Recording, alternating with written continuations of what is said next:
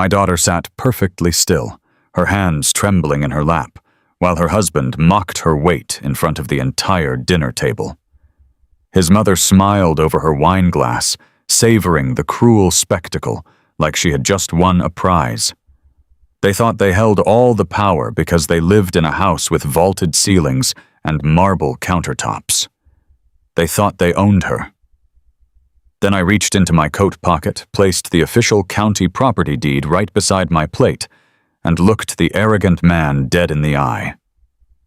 Read the name. My name is Henry Caldwell. I am 68 years old. For 40 grueling years of my life, I pulled heavy wrenches on diesel freight trains. I worked double shifts in the rail yards, enduring freezing winters and blistering summers, coming home with black grease permanently stained into the deep calluses of my hands. I destroyed my back and ruined my knees, but I did it all with a profound sense of pride. I did it for my late wife, Mary, and our little girl, Abigail. Mary and I built a beautiful, honest life on hard sweat and unyielding love. When Mary passed away from illness 5 years ago, Abigail became the absolute center of my universe. I would gladly tear down the sky to keep her safe.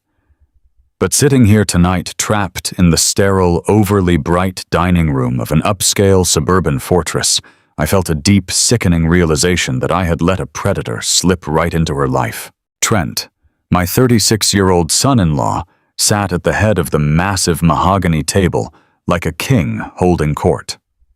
He was a regional director for a massive corporate logistics firm. He was a man who wore custom-tailored suits, sported perfectly manicured fingernails, and spent significantly more time grooming his hair than he ever spent playing with his own 2 young children.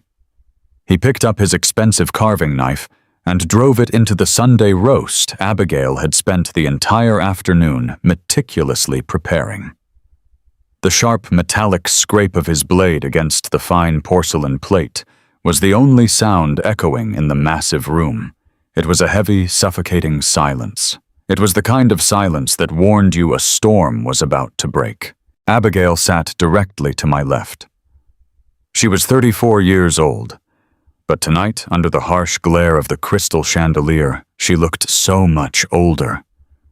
The bright, vibrant, fiercely independent girl who used to laugh until she cried was completely gone. In her place was a fragile woman walking on eggshells in her own home. Her shoulders were hunched defensively. Her eyes darted nervously toward her husband, reading his micro-expressions, waiting for the inevitable punishment to begin. Trent dropped his heavy silver fork. It clattered loudly against the polished wood table, echoing through the open concept kitchen. He let out a loud, highly theatrical sigh of pure disappointment. He picked up a slice of the beef with his fingers and held it up to the light, inspecting it with sheer disgust. "Abigail, this is completely inedible," Trent said, his voice dripping with venomous condescension. "I work 60 hours a week managing a regional division. I carry the entire financial burden of this family. I bring home the money that pays for your extremely comfortable existence. And you cannot even manage to pull a simple piece of beef out of the oven before it turns to absolute leather." Abigail visibly flinched, as if he had reached across the table and struck her across the face. She looked down at her lap, her face flushing with bright red shame. "I am sorry, Trent," she murmured softly. "The oven temperature fluctuates randomly.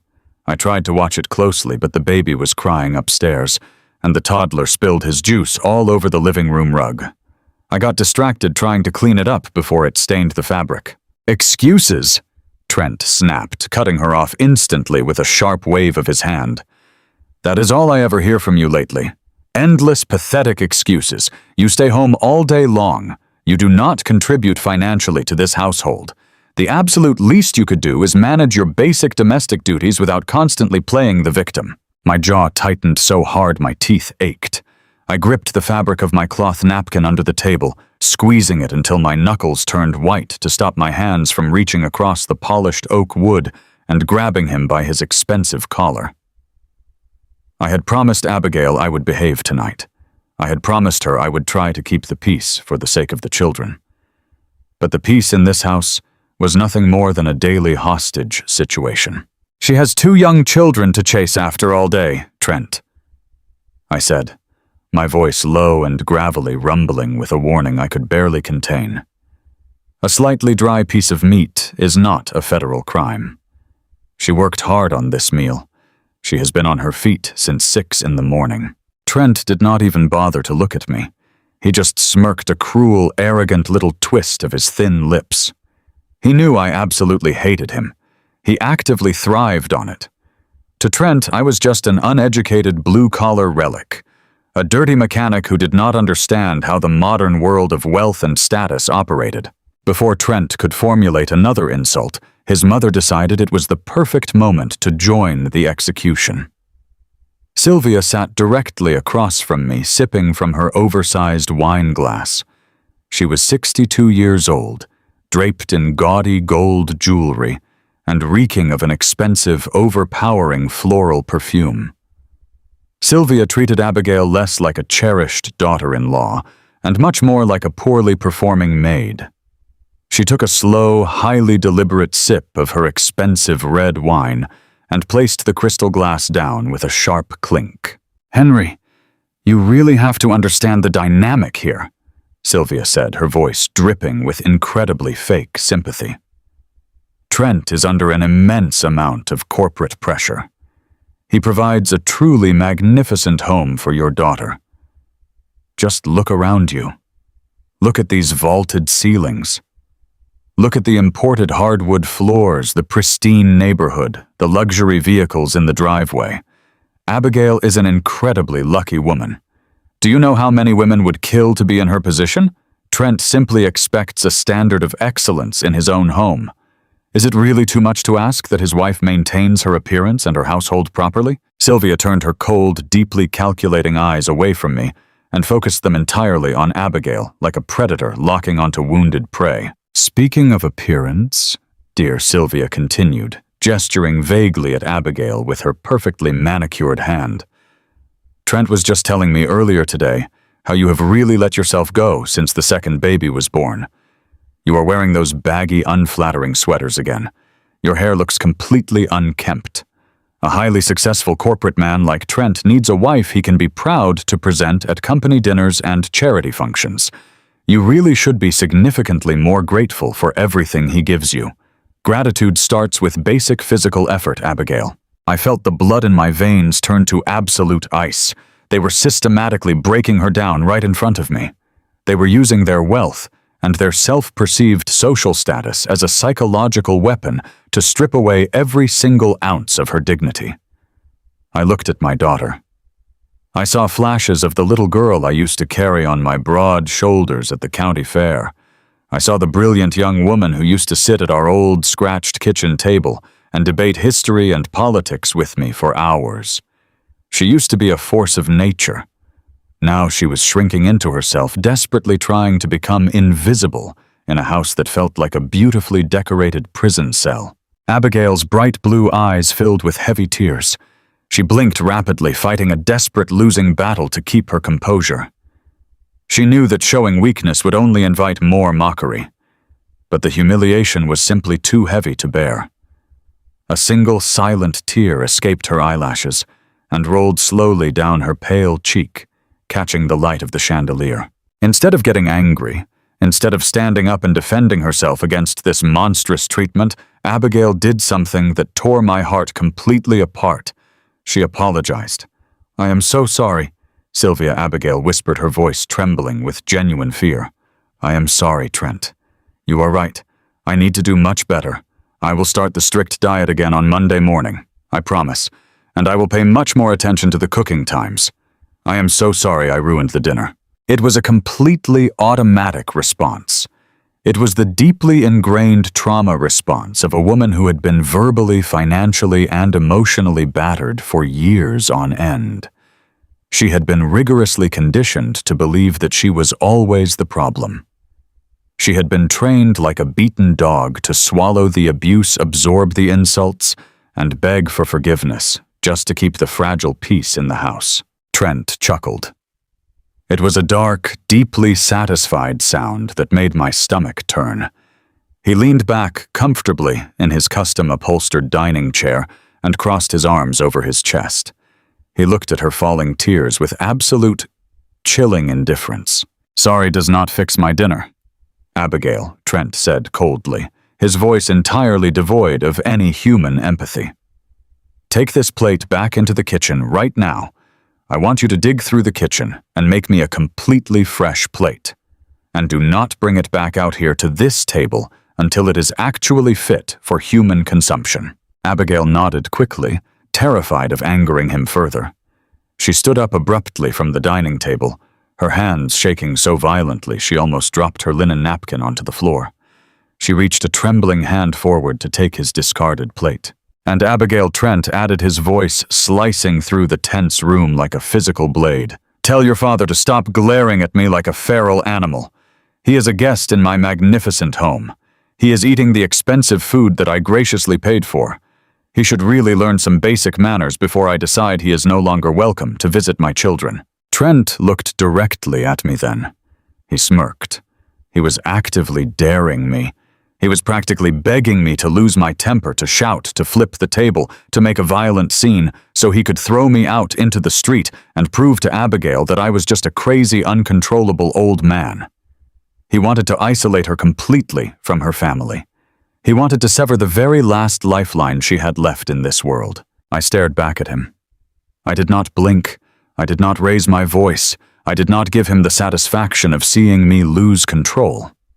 For 40 years, I worked with heavy diesel engines. I knew that when you are dealing with something volatile and dangerous, you do not panic. You assess the structural integrity, you find the fatal flaw, and you dismantle it piece by piece. Trent thought he held all the cards.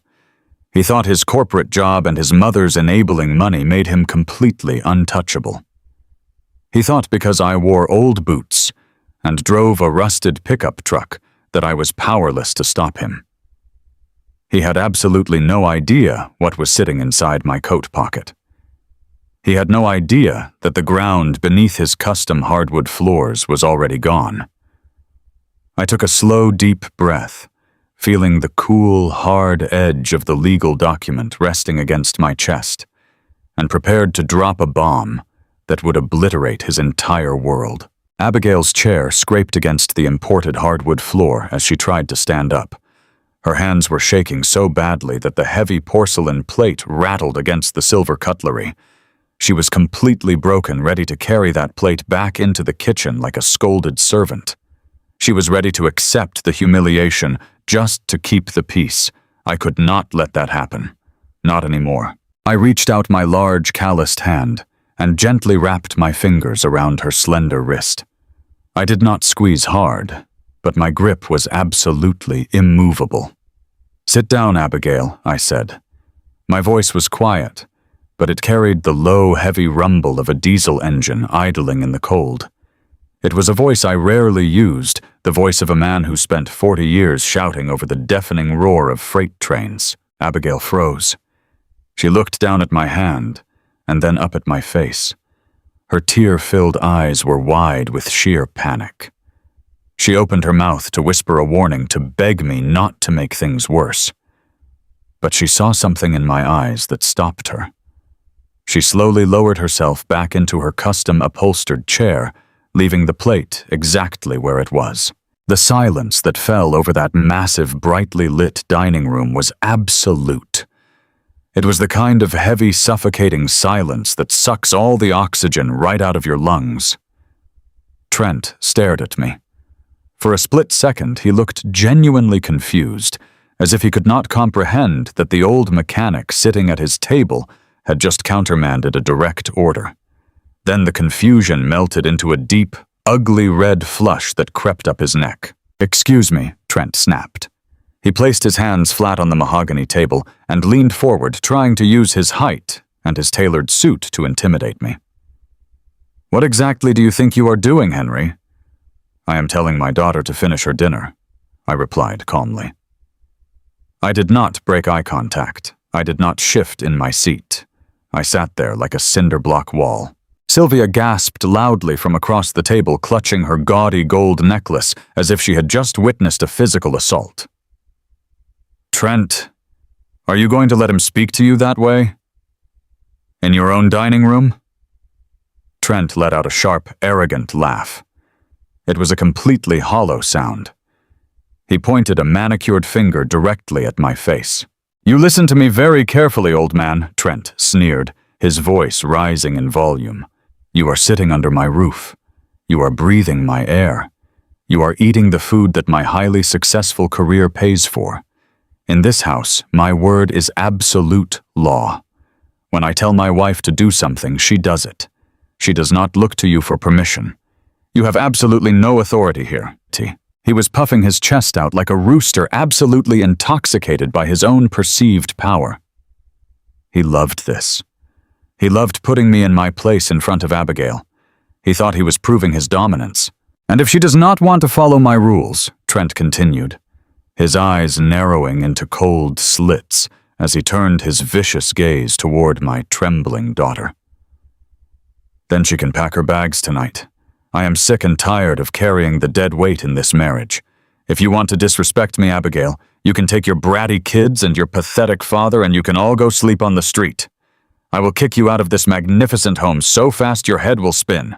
Let us see how well you survive out there without my bank accounts keeping you afloat." Abigail let out a soft, terrified sob. She instinctively covered her face with her hands, completely shattered by the threat of losing the roof over her children's heads. Sylvia took another slow sip of her red wine, an incredibly smug, satisfied smile playing on her lips. She was enjoying the show.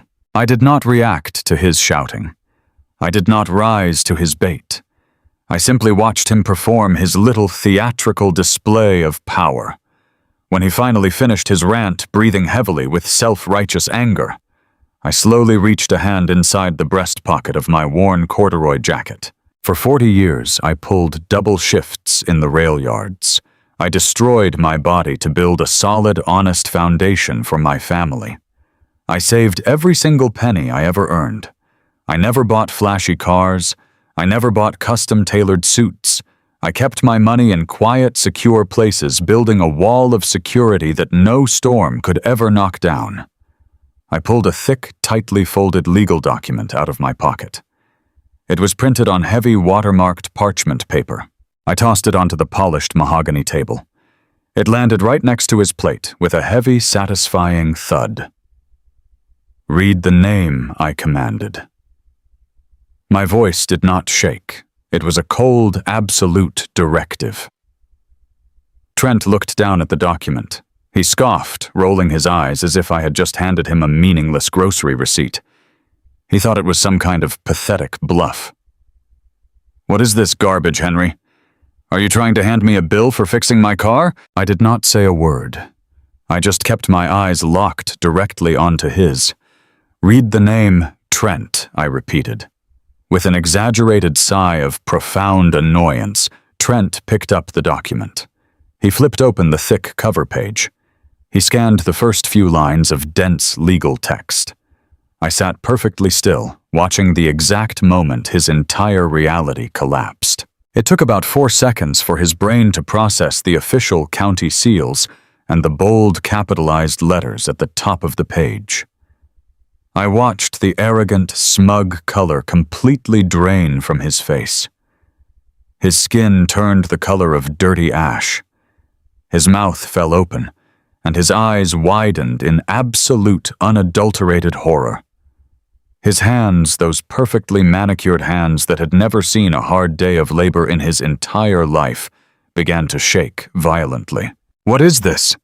Trent whispered, his voice cracking. He looked up at me completely stripped of his royal armor. "This is impossible. This is a fake." Sylvia leaned forward, her smug smile finally slipping away. "Trent, darling, what is it? What does the paper say?" I leaned forward, resting my heavy forearms on the table. "It says that you do not own this house." "Trent," I stated clearly, making sure every single syllable echoed through the massive dining room. It says that you have not owned this magnificent home for over 6 months. Abigail slowly lowered her hands from her face.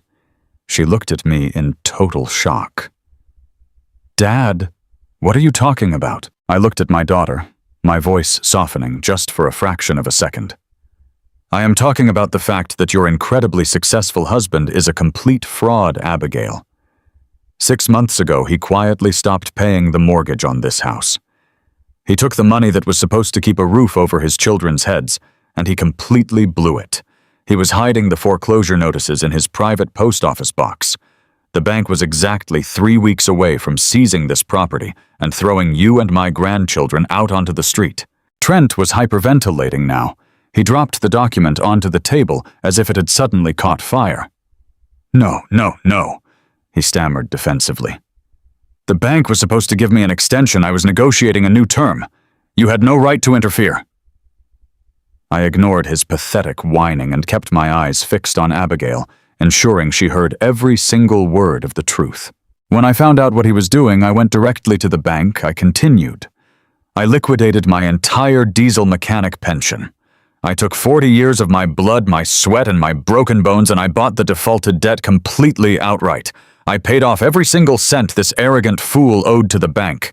I turned my head slowly, locking my gaze back onto Trent.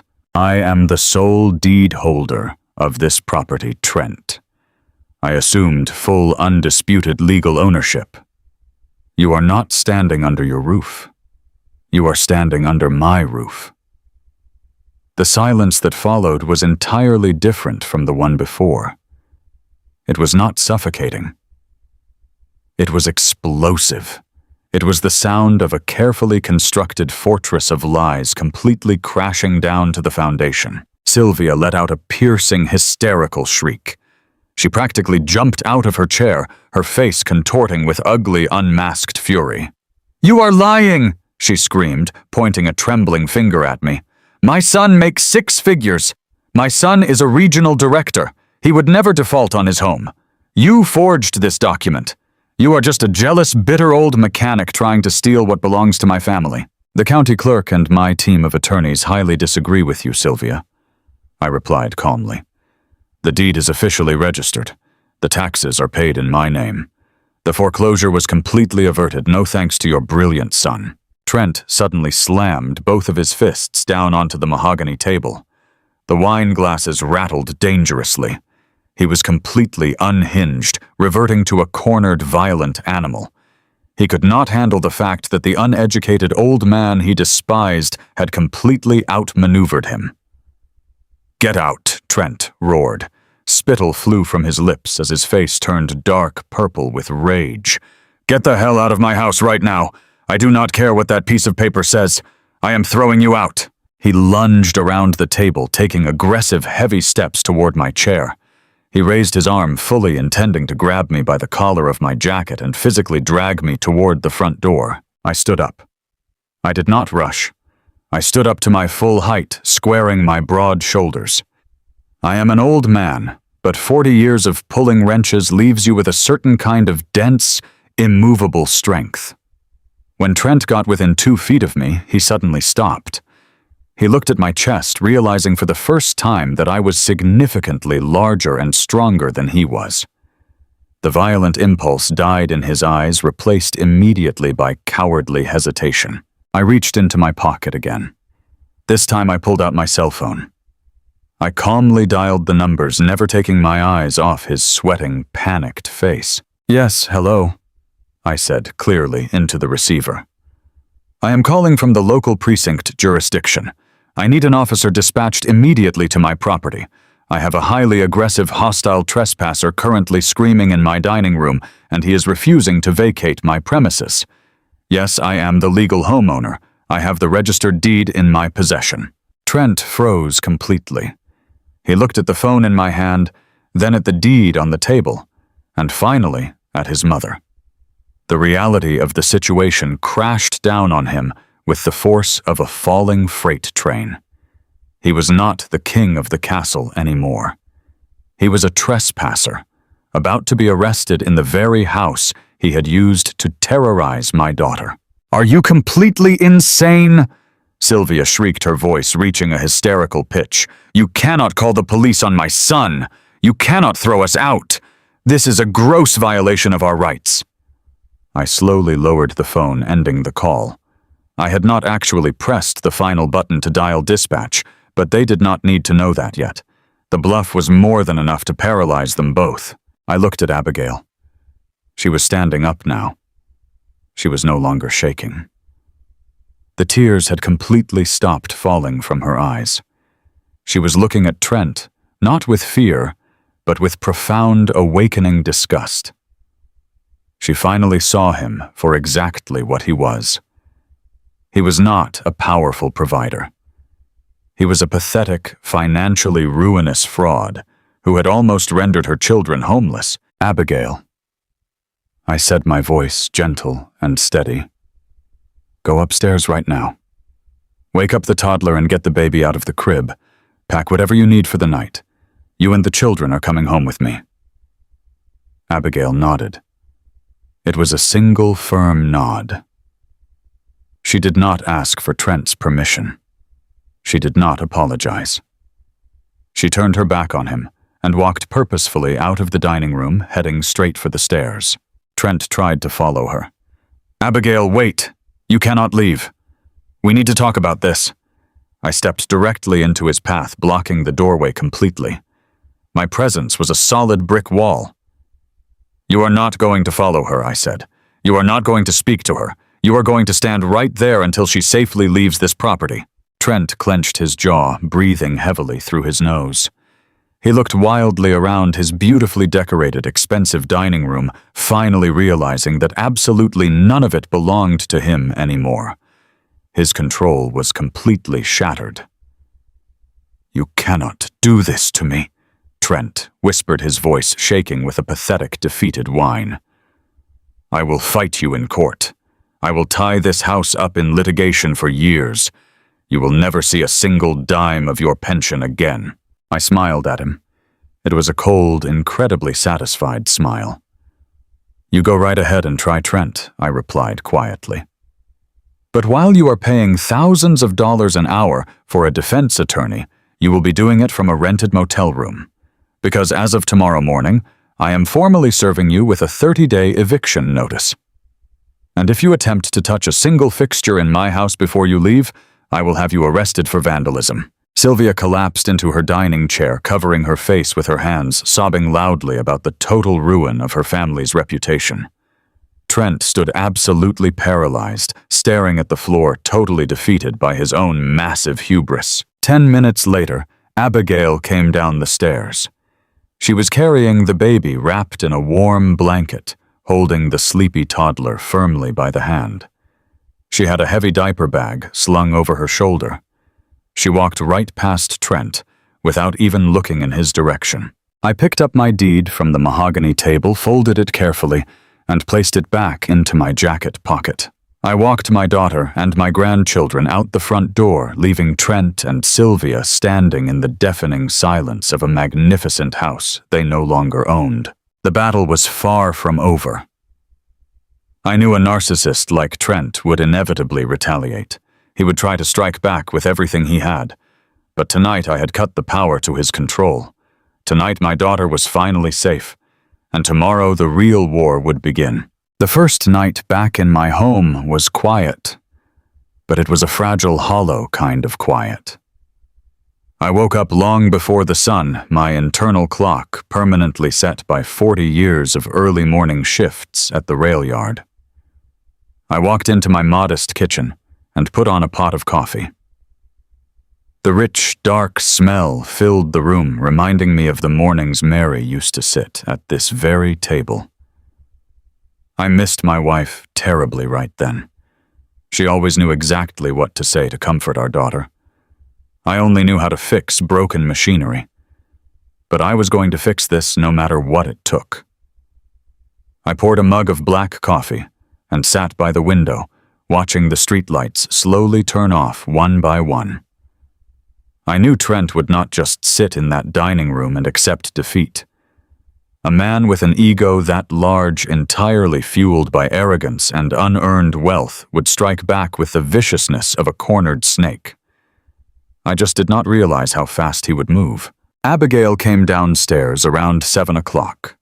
She was wearing an old flannel robe I had given her for Christmas years ago, holding her sleepy toddler on her hip, while the baby rested in a carrier on the floor. Her face was pale, and the dark circles under her eyes told me she had not slept a single minute. She offered me a weak, grateful smile and set the toddler down with a bowl of dry cereal. She pulled out her cell phone to order some groceries for delivery. We needed baby formula diapers and a few things for the toddler since we had left Trent's house with only an overnight bag. She tapped her screen a few times, her brow furrowing in confusion. "Dad," she murmured, her voice laced with sudden anxiety. "My card was just declined. That makes no sense. The grocery bill is only $60. I set my coffee mug down on the table. A heavy, familiar sensation of dread settled in the pit of my stomach. "Check your banking app, Abigail. Check the joint accounts right now."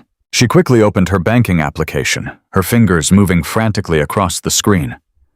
I watched her breath hitch in her throat. The color completely drained from her face, leaving her looking like a ghost. She dropped the phone onto the table with a loud clatter and pressed both hands over her mouth to stifle a sob. "It is gone," she whispered, her voice cracking with sheer panic. "All of it is gone. The checking account, the savings account, the emergency fund for the kids. The balance is zero. Trent drained everything." I picked up her phone and looked at the screen. Sure enough, there were 3 massive, identical wire transfers time-stamped at 2 in the morning. Trent had systematically emptied every single dollar they shared into a private, undisclosed account. He had wiped out 7 years of her marital savings in the middle of the night. But he did not stop there. While we were staring at the empty bank balance, a new notification popped up at the top of her screen. It was an automated email from their auto insurance provider. I tapped on it. The message clearly stated that the insurance policy on her minivan had been completely canceled, effective immediately, per the policyholder's request. "He canceled my car insurance," Abigail cried out, her voice rising in pitch as the true reality of his financial warfare crashed down on her. "I cannot even drive the kids to the pediatrician. I cannot buy food. I have absolutely $0 to my name. He has completely cut me off." I stood up and walked over to her. I placed my heavy, calloused hands firmly on her trembling shoulders. This was a classic intimidation tactic. Trent wanted to completely paralyze her. He wanted her to feel so helpless, so utterly destitute, that she would come crawling back to his magnificent house on her hands and knees, begging for his forgiveness. He wanted to break her spirit before she even had a chance to realize her own strength. "Listen to me very carefully, Abigail," I said, making sure my voice was a steady anchor in the middle of her storm. "You are not destitute. You are sitting in a house that is fully paid for. You have food in the pantry. You have a father who spent 4 decades preparing for a rainy day. You and these children will not miss a single meal. Trent thinks taking your money takes your power. He is completely wrong." Before she could process my words, a sharp, authoritative knock echoed from the front door. It was heavy and insistent. Abigail flinched instinctively, pulling her toddler closer to her leg. I gestured for her to stay in the kitchen while I went to answer it. When I opened the front door, a tall, serious-looking man in a cheap gray suit was standing on my porch. He was holding a thick manila envelope. He looked at me, checking a clipboard in his other hand. "Are you Henry Caldwell?" the man asked flatly. "I am," I replied, keeping my posture rigid and unyielding. "And is Abigail Caldwell currently residing at this address?" "She is inside." "What is this about?" I demanded. The man did not offer any explanations. He simply thrust the heavy envelope against my chest. "You have been served," he said in a monotone voice. He immediately turned on his heel, walked rapidly down my driveway, got into a dark sedan, and drove away without looking back. I closed the front door slowly. I looked down at the thick stack of legal papers resting in my hands. The seal on the front indicated it was from the county family court. I walked back into the kitchen and set the envelope on the table. Abigail stared at it as if it were a live grenade ready to detonate. "What is it?" she asked, her voice barely a whisper. I opened the envelope and pulled out the stack of documents. They were emergency custody papers heavily expedited, complete with a terrifyingly aggressive motion for an immediate restraining order. Trent had not slept last night. He had apparently called his high-priced shark-like attorneys in the dead of night and paid them whatever exorbitant fee they demanded to draft this attack. I began to read the affidavit out loud, and with every sentence my blood pressure spiked. Trent had painted an utterly fabricated, monstrous narrative for the judge. He claimed under penalty of perjury that Abigail had suffered a severe, unprovoked mental breakdown during our family dinner. He claimed she was entirely emotionally unstable, historically neglectful of the children, and had violently abducted the baby and toddler from their safe, loving home. But he did not just attack Abigail. He attacked me. The legal document described me as a violent, deeply senile old man. Trent swore in his written statement that I had aggressively threatened him with physical violence in his own dining room. He claimed I was a dangerous presence and that the children were in immediate life-threatening peril as long as they remained under my roof. He was formally asking the court to grant him sole exclusive physical and legal custody of both children, and he was requesting a police escort to come and remove them from my care today. Abigail completely broke. Her knees gave out, and she collapsed onto the kitchen floor, wrapping her arms around her stomach as she let out an agonizing, gut-wrenching wail. The sound tore through my chest. It was the sound of a mother who genuinely believed her children were about to be ripped from her arms by a corrupt, wealthy liar. "They are going to take my babies," she sobbed, rocking back and forth on the linoleum tiles. "He has all the money. He has these horrible lawyers. He's going to stand in front of a judge and tell them I am crazy, and they are going to believe him because he wears a suit and speaks well. I have nothing, Dad. He's going to win. I cannot fight him. I am going to lose my children." I dropped the legal papers onto the table. I knelt down on the hard floor right beside my daughter. I wrapped my thick arms around her shaking frame and pulled her against my chest. I held her just like I used to when she would scrape her knee as a little girl. But this was not a scraped knee. This was a man actively trying to destroy her entire existence for the crime of standing up to him. I let her cry for exactly 2 minutes to let the sheer terror wash out of her system. Then I gently pulled back and lifted her chin so she was forced to look directly into my eyes.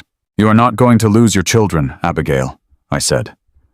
My voice was no longer a comforting murmur. It was the sound of iron striking an anvil. "Do you hear me? Trent is playing a desperate game because he is absolutely terrified. He just lost his house. He knows he has lost his control over you. This paperwork is nothing but a wealthy coward trying to scare you into surrendering before the actual battle even begins." I stood up and pulled my daughter to her feet. I wiped the tears from her pale cheeks with my rough thumbs. "He wants to use lawyers," I continued, grabbing my cell phone from the kitchen counter. "Then we will give him a war he cannot afford to lose." I dialed a number I knew by heart. It rang twice before my oldest son answered. Ben Caldwell is 38 years old, a sharp, fiercely protective man who works in high-stakes commercial real estate in the city. He inherited his mother's brilliant mind and my absolute refusal to back down from a bully. "Dad." Ben answered, sounding surprised to hear from me so early on a Monday morning. "Is everything okay?" "Ben, I need you to drop whatever you are doing right now," I instructed. "Your sister is here at my house with the kids. Trent just drained all her bank accounts, canceled her auto insurance, and served her with emergency custody papers full of absolute fabricated garbage. He is trying to take the kids." The silence on the other end of the line lasted for exactly 3 seconds. When Ben spoke again, His voice was deadly calm, stripped of all its usual warmth. "I will be there in 20 minutes, Ben said. "And Dad, I am bringing the heavy artillery." Ben arrived exactly 19 minutes later. He did not come alone. He walked through my front door, flanked by a woman in a sharp navy blue pantsuit holding a leather briefcase. Her name was Victoria Vance, and according to Ben, she was the most ruthless, unrelenting family law attorney in the entire state. Ben had kept her firm on retainer for his commercial real estate disputes, and she owed him a significant favor. We all gathered around the kitchen table. The toddler was happily watching cartoons in the living room, completely unaware that his entire future was currently being fought over cups of black coffee. Victoria opened her briefcase, put on a pair of reading glasses, and took the emergency custody papers from my hands. She read through Trent's fabricated affidavit in total silence. She did not gasp. She did not look shocked. She just smiled. It was a cold, incredibly dangerous smile.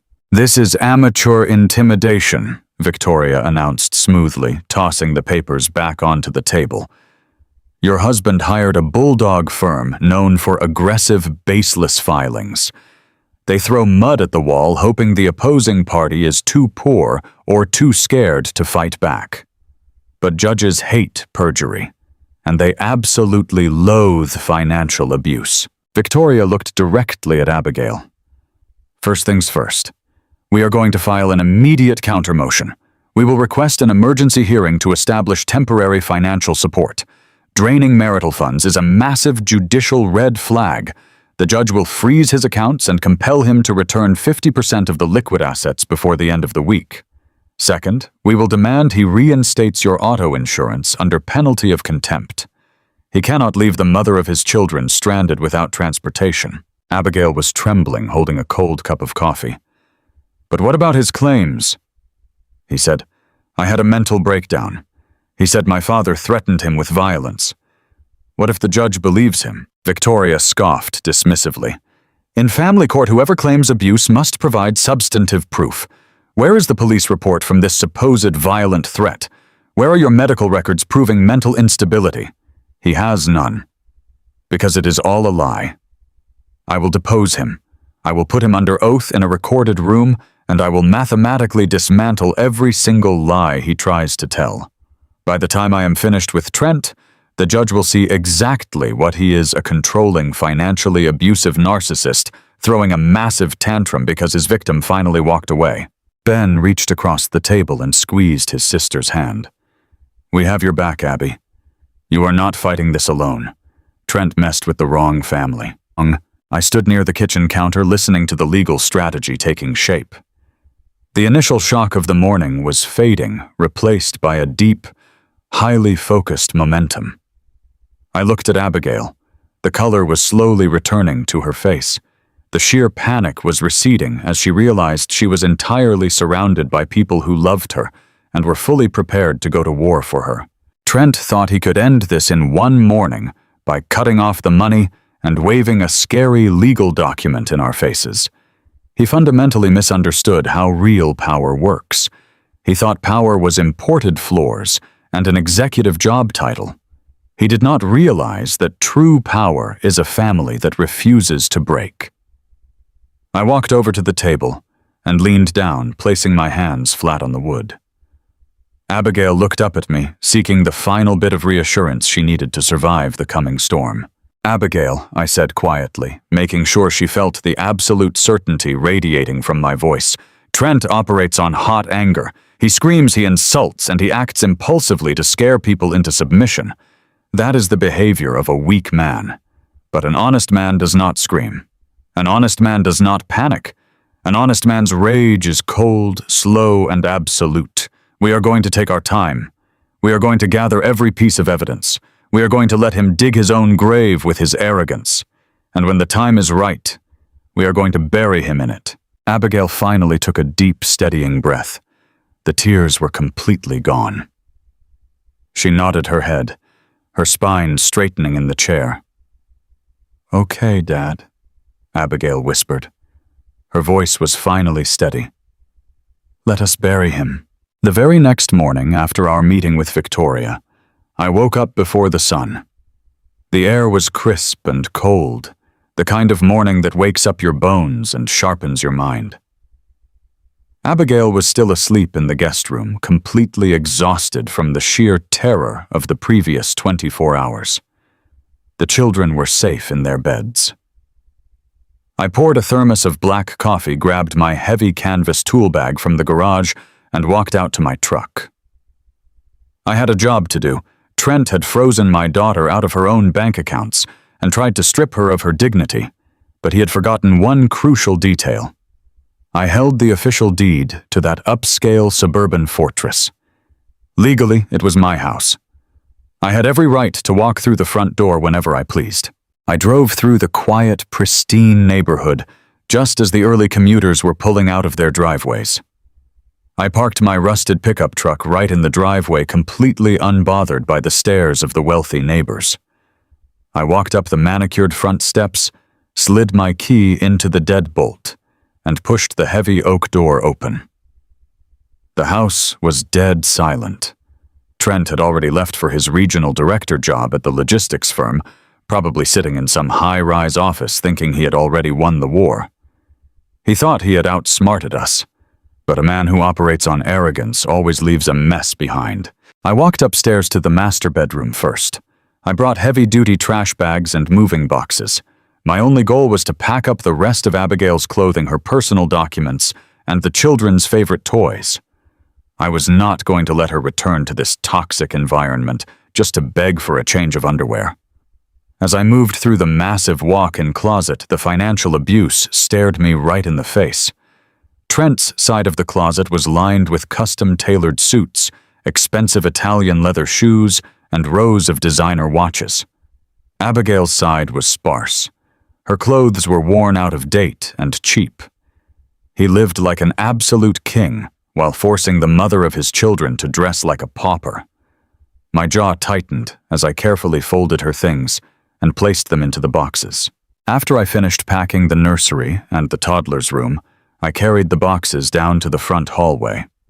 I had retrieved the birth certificates and the passports from Abigail's nightstand. I was technically finished with my task.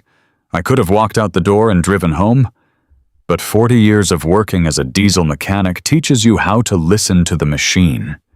You learn to feel when a vibration is off.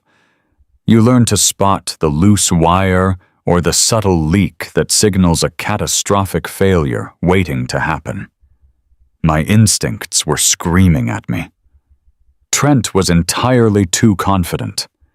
He had filed those emergency custody papers with the aggressive certainty of a man who believed he had a secret weapon. I needed to know what that weapon was. I turned away from the front door and walked down the hall toward Trent's private home office. The room was a monument to his massive ego. It had dark mahogany bookshelves, a massive leather executive chair, and a ridiculous glass liquor cart sitting in the corner. I stepped inside and pulled the door shut behind me. I stood perfectly still in the center of the room, just breathing, just observing. A good mechanic does not tear an engine apart blindly. He looks for the anomaly. He looks for the thing that does not fit the pattern. My eyes swept across the pristine, overly organized mahogany desk. Everything was perfectly aligned, but there was a faint, sharp scent lingering in the air. It was the distinct, acrid smell of an overheated electric motor. I followed the scent to the corner of the room, right beside a tall filing cabinet.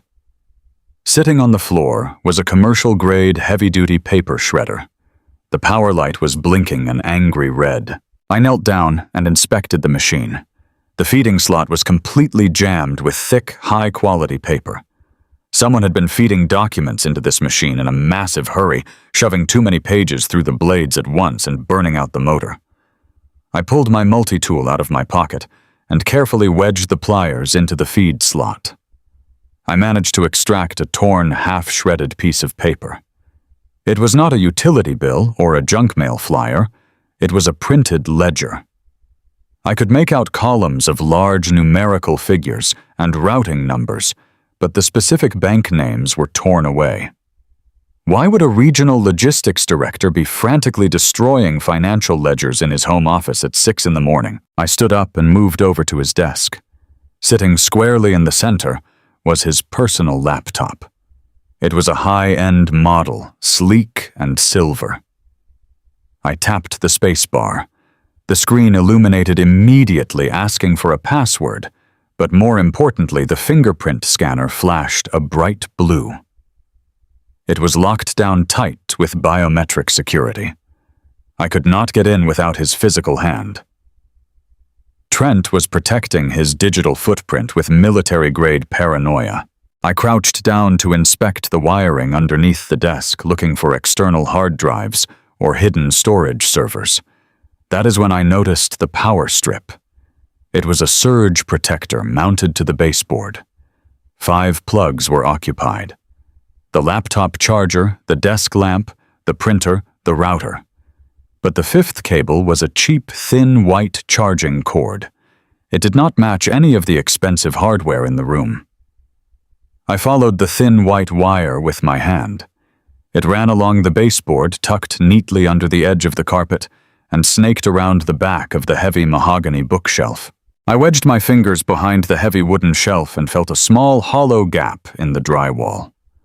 My hand brushed against a small rectangular object. I pulled it out. It was a cheap, prepaid burner phone. It was completely powered off, sitting silently on the charger. My heart began to beat with a slow, heavy rhythm. A man who makes 6 figures, wears custom suits, and boasts about his pristine corporate reputation does not hide a $20 prepaid burner phone in a hole behind a bookshelf unless he is hiding a second life. He was communicating with someone he absolutely could not risk his wife or his employer discovering. I knew right then that I was not dealing with a simple domestic dispute. I was dealing with a deeply calculated, systematic deception. Trent was hiding something massive, something large enough to give him the arrogance to challenge my family in court without fear. He thought he was untouchable. He thought his secrets were safe in his fortress. I reached into my canvas tool bag. When I left the house this morning, I had anticipated that I might need to play dirty to protect my daughter. I had stopped at a specialized electronics supply store in the city. I pulled out a tiny matte black digital audio recorder. It was no larger than a matchbox. It was a highly sophisticated voice-activated device equipped with a cellular transmitter. It did not require me to come back and retrieve it. It would automatically upload any recorded audio directly to a secure cloud server application on my own cell phone. I wiped the dust off of the underside of the heavy mahogany desk. I peeled the backing off the industrial adhesive tape on the recorder and pressed the device firmly against the wood, completely out of sight. I checked the small indicator light to ensure it had a cellular signal. It blinked green once and went dark. The trap was armed. I carefully placed the burner phone exactly where I found it, arranged the charging cable perfectly, and backed out of the office without leaving a single trace of my presence. I loaded the boxes into my truck and drove away from that house. I spent the rest of the day helping Abigail settle the children into my home, cooking them a warm dinner, and reassuring my daughter that the legal counterattack was already in motion. Victoria Vance had filed the emergency financial motions that afternoon. Trent was going to receive a very unpleasant call from his own lawyers by the end of the week. But I kept the secret of the hidden recorder entirely to myself. I did not want to give Abigail false hope until I knew exactly what kind of monster we were truly hunting. 2 days passed in agonizing suspense. The digital application on my phone remained completely silent. Trent must not have used the home office, or perhaps he was simply too busy dealing with the fallout of our legal motions. Abigail spent those 2 days breathing a little easier. Knowing that Victoria was aggressively fighting back gave her a renewed sense of strength. She started making plans to enroll the toddler in a local preschool near my house. She was taking her life back step by step.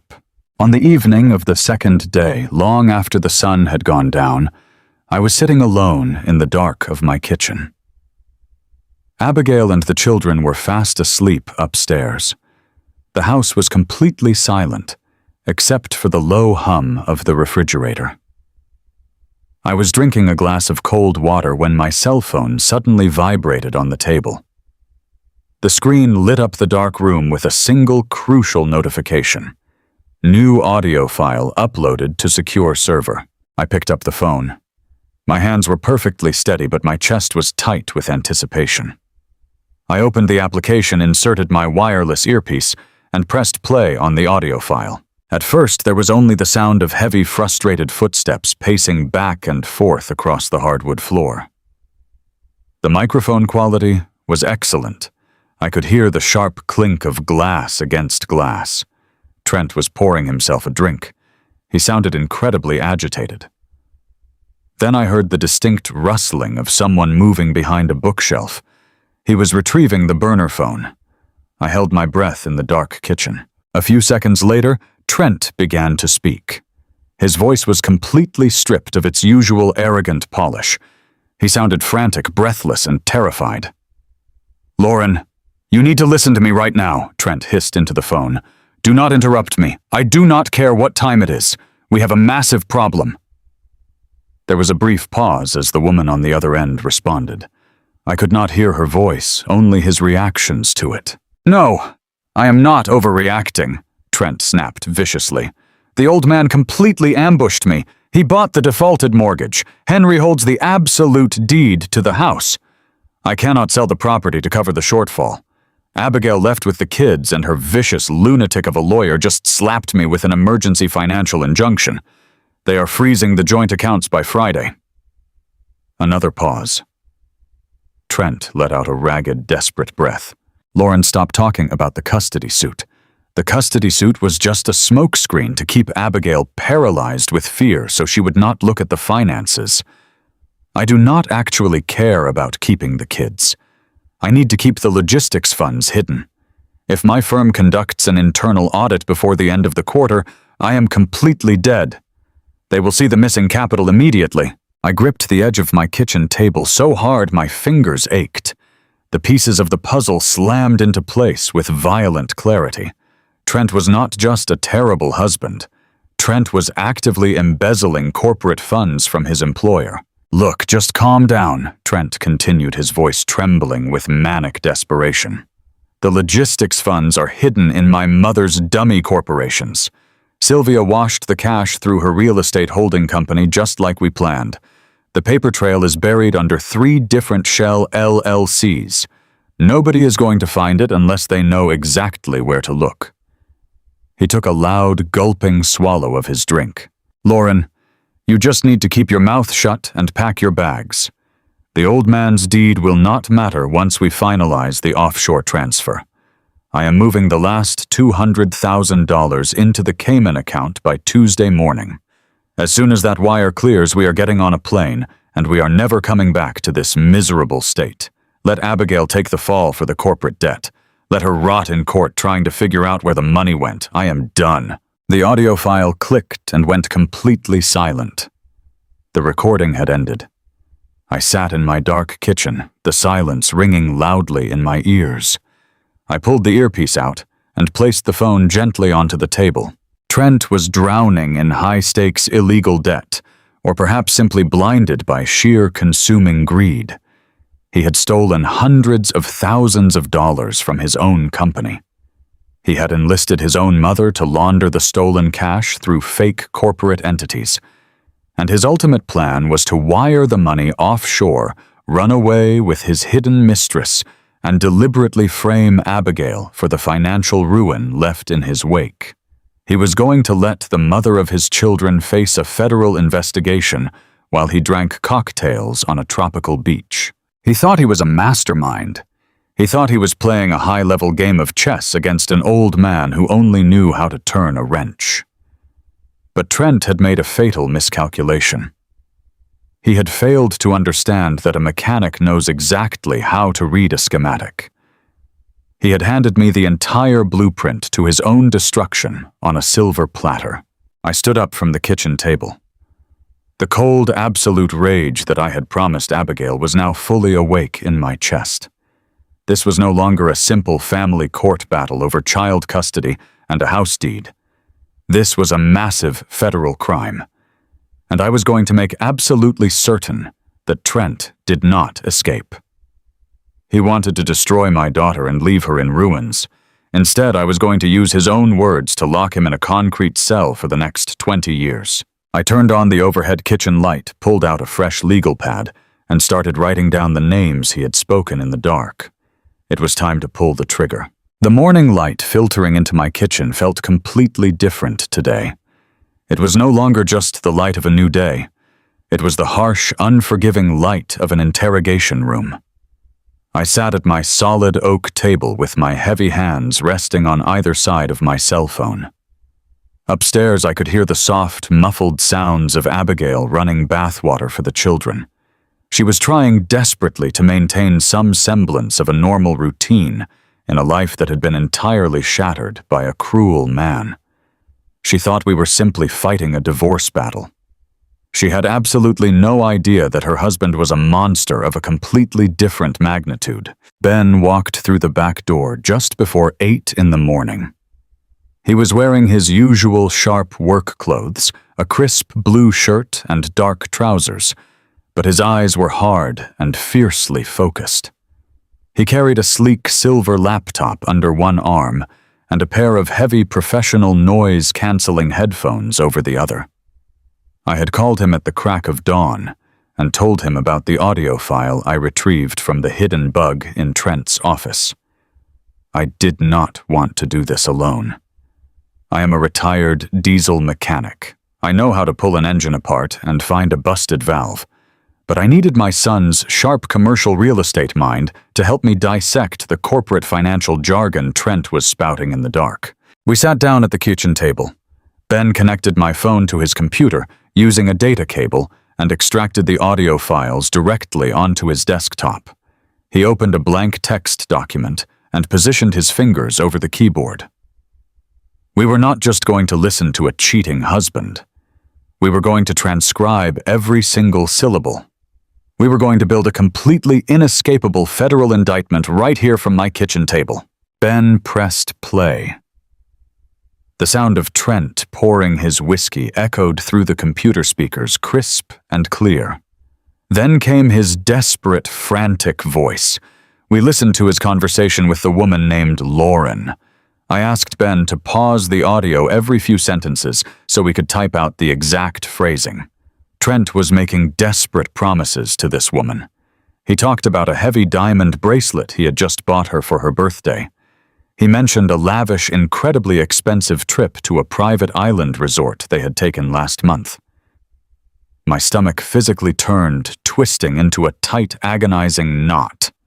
While Abigail was trapped in that sterile suburban fortress, constantly mocked for her appearance, wearing old sweaters, and forced to apologize for dry roast beef, her husband was spending a literal fortune on a mistress. I felt a deep, agonizing pain for my daughter. I felt a violent, primal urge to drive directly to Trent's logistics office, drag him over his mahogany desk, and break his jaw. But I forced myself to breathe. I remembered my own rule. An honest man's rage is cold, slow, and absolute. I tapped the table and told Ben to keep playing the audio. We needed to map the entire disease before we could cut it out. Trent continued talking to Lauren on the recording. The conversation shifted abruptly. Lauren was apparently complaining about a delayed bank transfer, demanding to know why her account was empty. Trent's voice grew shrill, high-pitched, and defensive. He told her she needed to be patient because his bookie was breathing down his neck. Ben and I exchanged a very sharp, stunned look. A bookie. Trent was not just an arrogant, greedy corporate executive. He was a degenerate gambler. Trent started rambling on the phone, trying to reassure his angry mistress. He admitted out loud, clearly into the hidden microphone, that he had lost over $150,000 on offshore sports betting in the last 2 months alone. He was placing massive illegal wagers on international basketball leagues, underground fighting syndicates, and high-stakes college football games. He was completely out of control. His massive six-figure corporate salary was not nearly enough to cover his devastating, ruinous losses and simultaneously fund Lauren's lavish lifestyle. How was he paying for it all? Trent answered that exact question for us in the very next breath. He told Lauren that the regional logistics firm he directed had a severe blind spot in their automated vendor payment system. He had been generating entirely fake invoices for phantom freight shipments that never existed. He was approving the fraudulent payments himself using his high-level executive clearance. He was literally draining hundreds of thousands of dollars from his own employer. Ben paused the recording. He took off the headphones and looked at me, his jaw tightly clenched. "Dad," Ben said, his voice dropping to a harsh whisper. "This is not just a messy domestic divorce case anymore. Trent is committing massive systematic corporate embezzlement. He is committing federal wire fraud. He is stealing an absolute fortune." I nodded slowly. I told him to play the second file. We sat in tense silence to absorb the sheer magnitude of the crimes. Then, Ben loaded the second audio clip I had recovered. This one was recorded a few hours after the first. Trent was making another phone call late into the night. The person who answered the phone made the blood completely freeze in my veins. It was Sylvia. Trent's mother answered the phone with a sweet, coddling, overly affectionate voice. Trent was crying. The arrogant, untouchable man who had humiliated my daughter and threatened to throw me onto the street at the dinner table was now sobbing to his mother like a frightened, pathetic child. He told her about my deed. He told her Abigail had left with the children. But Sylvia did not ask about her grandchildren. She did not ask if Abigail was safe or if the babies were okay. Her very first question, spoken with cold calculation, was about the money. She asked if the dummy company accounts were secure. Ben hit the keyboard, typing furiously as Sylvia spoke. She was soothing him, stroking his fragile ego, assuring him that everything was perfectly fine. She said, "Trent, darling, you need to calm down right now. The holding company is registered under my maiden name in a completely different state. The logistics money you transferred to me is completely clean. I already washed the cash through the commercial real estate purchases just like we discussed. The corporate auditors will never find it." I felt a wave of profound physical nausea wash over me.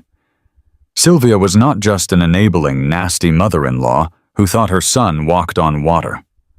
She was a fully complicit criminal mastermind in a federal money laundering operation. She was actively helping her son steal from his company, hide the illicit assets, and filter the dirty cash through a dummy limited liability company so Trent could run away with his mistress. She knew he was leaving his wife. She knew he was permanently abandoning his young children, and she was completely fine with it as long as she got her greedy cut of the stolen money. I thought back to the Sunday dinner. I pictured Sylvia sitting across the mahogany table, sipping her expensive red wine draped in heavy gold jewelry. She had looked down her nose at my daughter. She had told Abigail she should be grateful for Trent's provision. That gold jewelry was bought with stolen logistics money. She was wearing a literal crime scene around her neck while mocking my daughter's worn-out sweaters. In the rail yard, if a man stole a tool, he was fired instantly. If a man endangered his crew, he was cast out. But in Trent's world, men in custom suits and women in heavy perfume stole millions with a pen and smiled at you over a plate of roast beef. It was a special, insidious kind of evil, a sterile, odorless evil that destroyed families without leaving a single bruise. The audio recording continued to play. Sylvia told Trent that Abigail was stupid and incredibly weak. She said Abigail would probably end up begging on the streets, and that Trent was far too successful to be dragged down by a pathetic domestic wife anyway. She actively encouraged him to finalize his plan. She told him to push the final offshore wire transfer to the Cayman Islands bank account as soon as possible. She promised she would keep the aggressive divorce lawyers completely busy attacking Abigail with fake custody motions, so no one would notice the missing corporate funds until Trent and Lauren were safely out of the country. The recording ended with Sylvia telling her son she loved him and to be careful with the bank wire on Tuesday morning.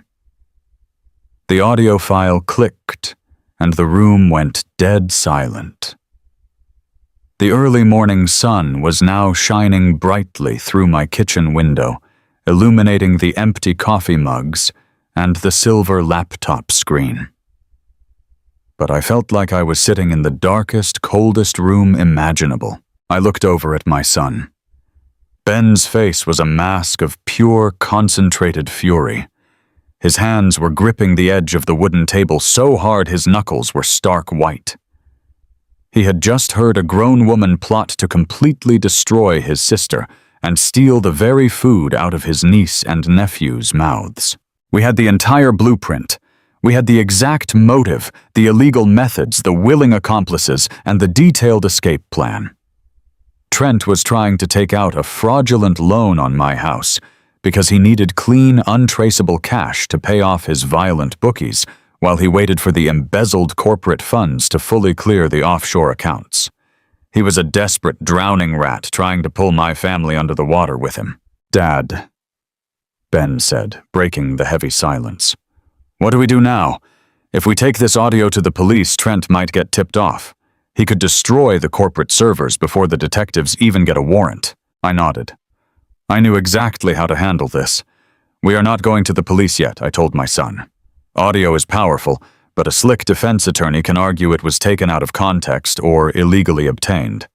We need the undeniable paper trail to back up every single word on this recording." I asked Ben to open a new browser window. We were going to hunt down Sylvia's dummy corporations.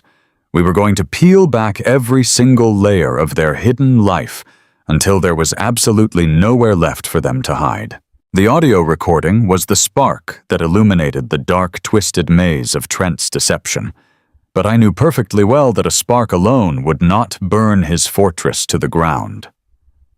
Audio recordings are incredibly powerful, but in a court of law, a slick, high-priced defense attorney can easily argue that the words were taken entirely out of context. They can claim the recording was tampered with, or that Trent was simply exaggerating his actions while under the influence of alcohol. I am a diesel mechanic. I spent 40 years of my life diagnosing catastrophic engine failures in massive freight trains. I know that if you want to prove exactly why a machine exploded, you do not just listen to the sound it makes. You have to physically pull the engine apart, lay the broken, burnt pieces out on the concrete floor, and trace the absolute origin of the failure. I needed the concrete, undeniable paper trail. I needed the bank records, the routing numbers, and the corporate tax documents that proved beyond a shadow of a doubt that Trent was actively robbing his employer and filtering the stolen money through his mother's bank accounts. Ben understood this immediately. Within 2 hours of us transcribing that chilling midnight phone call, Ben made a highly confidential phone call to a man named Richard Hayes. Richard was a retired federal financial investigator who now ran a private forensic accounting firm in the city. He specialized in unearthing hidden corporate assets and tracking dark money through complicated offshore networks. He charged a premium rate, but thanks to my liquidated pension, I had the cash to cover his retainer outright. I told Ben to bring him to my house that very same afternoon. We did not have a single second to waste. Trent was already preparing to wire the final $200,000 to the Cayman Islands, and we needed to lock down the evidence before that money permanently disappeared across international borders. Richard arrived at my modest home, carrying a battered leather briefcase and an aura of absolute, unwavering professionalism. We sat around my kitchen table with the blinds drawn, drinking strong black coffee, while Abigail kept the children occupied in the living room. I played the audio recording for Richard. I watched his sharp, calculating eyes narrow as he listened to Trent frantically detailing the embezzlement scheme to his mistress. When the recording finished and Sylvia's complicity was fully laid bare, Richard simply nodded his head. He pulled out a yellow legal pad and asked for the exact name of the logistics firm where Trent operated as a regional director. He then asked for Sylvia's maiden name, her current address, and any known business associates she might have entertained over the past 10 years. I sat back and watched a true master of his craft go to work. Richard opened his highly secured laptop and bypassed the public search engines, diving directly into state corporate registries and commercial property tax records. Trent had arrogantly bragged on the audio recording that the paper trail was buried beneath 3 different shell companies, heavily relying on the assumption that nobody would ever bother to look. But Trent had built his fraudulent empire on the fundamental belief that he was the smartest man in the room. He severely underestimated the sheer relentless determination of a father protecting his daughter. It took Richard exactly 4 days of grueling, relentless forensic investigation to completely crack the code. He returned to my house on a Friday evening with a thick, beautifully organized binder filled with irrefutable proof. He laid out the documents across my kitchen table, detailing a pipeline of stolen money that was so blatantly illegal it made my blood boil. Trent had been exploiting a massive blind spot in his logistics firm's automated vendor payment system. As a regional director, he possessed the high-level executive clearance required to approve massive freight transportation invoices without needing a secondary signature. Over the course of 18 months, Trent had systematically generated dozens of entirely fraudulent invoices for phantom shipping crates and cross-country freight loads that simply never existed. He approved these fake invoices through the corporate system, effectively forcing his employer to cut massive checks to a supposedly independent transportation vendor. But the vendor was not independent. The vendor was a ghost company registered under the name Crestview Property Management. And the sole managing director of Crestview Property Management was a woman using Sylvia's exact maiden name. Richard showed me the direct pipeline. The logistics firm would deposit $50,000 into the Crestview account for a fake freight shipment. Within 48 hours, Sylvia would immediately transfer that exact same amount into a secondary holding company, which she then used to quietly purchase undervalued commercial real estate plots in neighboring states. By moving the stolen cash into physical property, she successfully washed the money. Once the properties were secured, she took out loans against their value, funneling the freshly laundered cash directly back into Trent's personal offshore accounts to feed his massive, ruinous sports betting addiction and his lavish vacations with his mistress. It was a brilliantly evil, highly coordinated federal crime, and we had every single piece of paper required to prove it. We had the fake invoices bearing Trent's digital signature. We had the state tax documents connecting Sylvia to the dummy corporations. We had the routing numbers showing the exact flow of the stolen capital. The trap was no longer just an idea. It was a physical, inescapable cage of evidence. While Richard and I were meticulously building the guillotine that would permanently sever his freedom, Trent was eagerly putting his own head directly into the loop. He was completely unaware that he was being monitored. He believed his offshore secrets were perfectly safe, and because he thought he held the upper hand, his colossal hubris began to spiral completely out of control. Unable to physically reach Abigail because of the aggressive legal barriers Victoria had established, Trent resorted to severe, relentless psychological warfare. He weaponized his cell phone, launching a barrage of cruel, taunting text messages aimed directly at Abigail's deepest insecurities. It started on a Saturday morning. Abigail was sitting on my living room sofa watching the children play on the rug when her phone buzzed sharply on the coffee table. She glanced at the screen, and I immediately saw the color drain from her face. Her shoulders hunched forward, her breathing turned shallow, and her hands began to tremble uncontrollably. It was the exact same trauma response I had witnessed at that disastrous Sunday dinner. I walked over and gently took the phone from her shaking hands. I read the message glowing on the screen. Trent had written that her lawyer was a complete joke.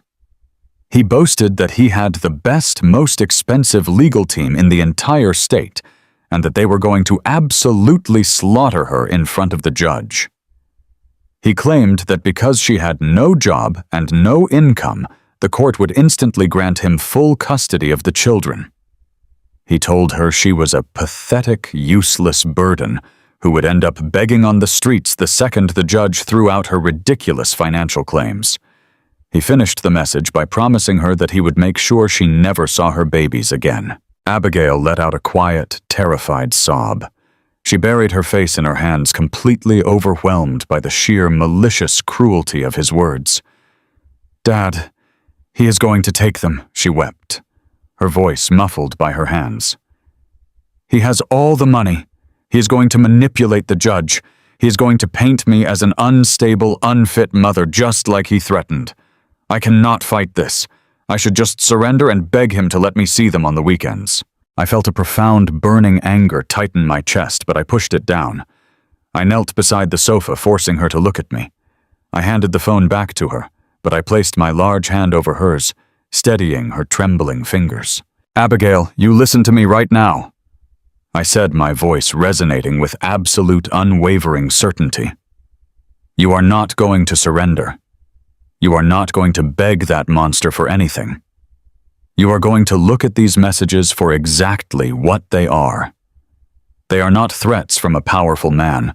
They are the desperate, flailing tantrums of a coward who knows he is completely losing control." She sniffled, wiping her eyes with the back of her sleeve. "But his lawyers are so aggressive," she whispered. "What if he wins?" "He is not going to win," I assured her calmly. "He is currently standing in a house entirely made of dry paper, and he is eagerly playing with matches. He thinks he is intimidating you, but what he is actually doing is handing us the exact ammunition we need to destroy his character in front of the judge. Every single vicious text message he sends you is legally admissible evidence. He is actively documenting his own unhinged abusive behavior for the court record." Abigail looked down at the phone, her brow furrowing as my words began to sink in. She had been conditioned for years to view his anger as an unstoppable force of nature. It was difficult for her to suddenly see it as a fatal weakness. "I need you to hold the line, Abigail," I continued, gently but firmly. "I need you to be completely silent. Do not respond to his insults. Do not try to defend yourself. Do not block his number yet. You are going to let him text you every single nasty, arrogant thought that pops into his head. You are going to let him scream into the void. Narcissists feed entirely on your emotional reactions. When you give them silence, they panic. They escalate. They make incredibly stupid, careless mistakes because their ego cannot handle being ignored." I stood up and walked into the kitchen, grabbing a small notepad. I brought it back to the living room and set it on the table. "We are going to screenshot every single message I instructed her. We are going to catalog the date and the exact time. We are going to build a mountain of his own cruelty and hand it directly to Victoria. Let him think he is winning. Let him puff his chest out and strut around thinking he has you completely paralyzed with fear. The higher he climbs on his pedestal of arrogance, the harder he is going to hit the concrete when we finally pull the floor out from under him." Over the next 2 weeks, Abigail demonstrated a level of quiet, resilient strength that made me incredibly proud to be her father. Trent escalated his attacks just as I predicted. He sent messages at 2 a.m. demanding she answer him. He alternated between violent, threatening rants and pathetic, manipulative apologies, trying desperately to find a button that would trigger a response from her. He sent photos of new, expensive purchases, trying to flaunt the wealth he was supposedly withholding from her. He sent long paragraphs detailing exactly how he planned to ruin her reputation among their mutual friends. Abigail did not reply to a single one. Whenever her phone buzzed with a new attack, she would simply look at the screen, take a deep breath, take a screenshot, and place the device in a drawer. The fear that had once ruled her life was slowly being replaced by a cold, clinical detachment.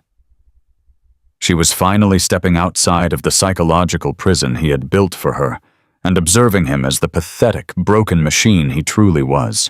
While Trent was completely distracted by his one-sided text message war against his wife, he failed to notice the massive legal and financial snare closing tightly around his own throat.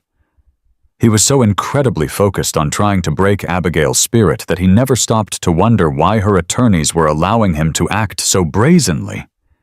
He never stopped to consider that my absolute silence was not a sign of defeat, but a tactical maneuver. I sat at my kitchen table every night reviewing the forensic accounting binders Richard Hayes had provided, carefully plotting the timeline of our final strike. We had the audio recordings proving his intent to flee the country. We had the fake logistics invoices proving his corporate theft. We had the property deeds proving his mother's money laundering operation. We had hundreds of unhinged text messages proving his domestic abuse. Trent believed he was untouchable because he wore a fine suit and spoke with corporate authority. He believed that money could buy him a shield against any consequence. But he had fundamentally forgotten the basic rule of mechanics.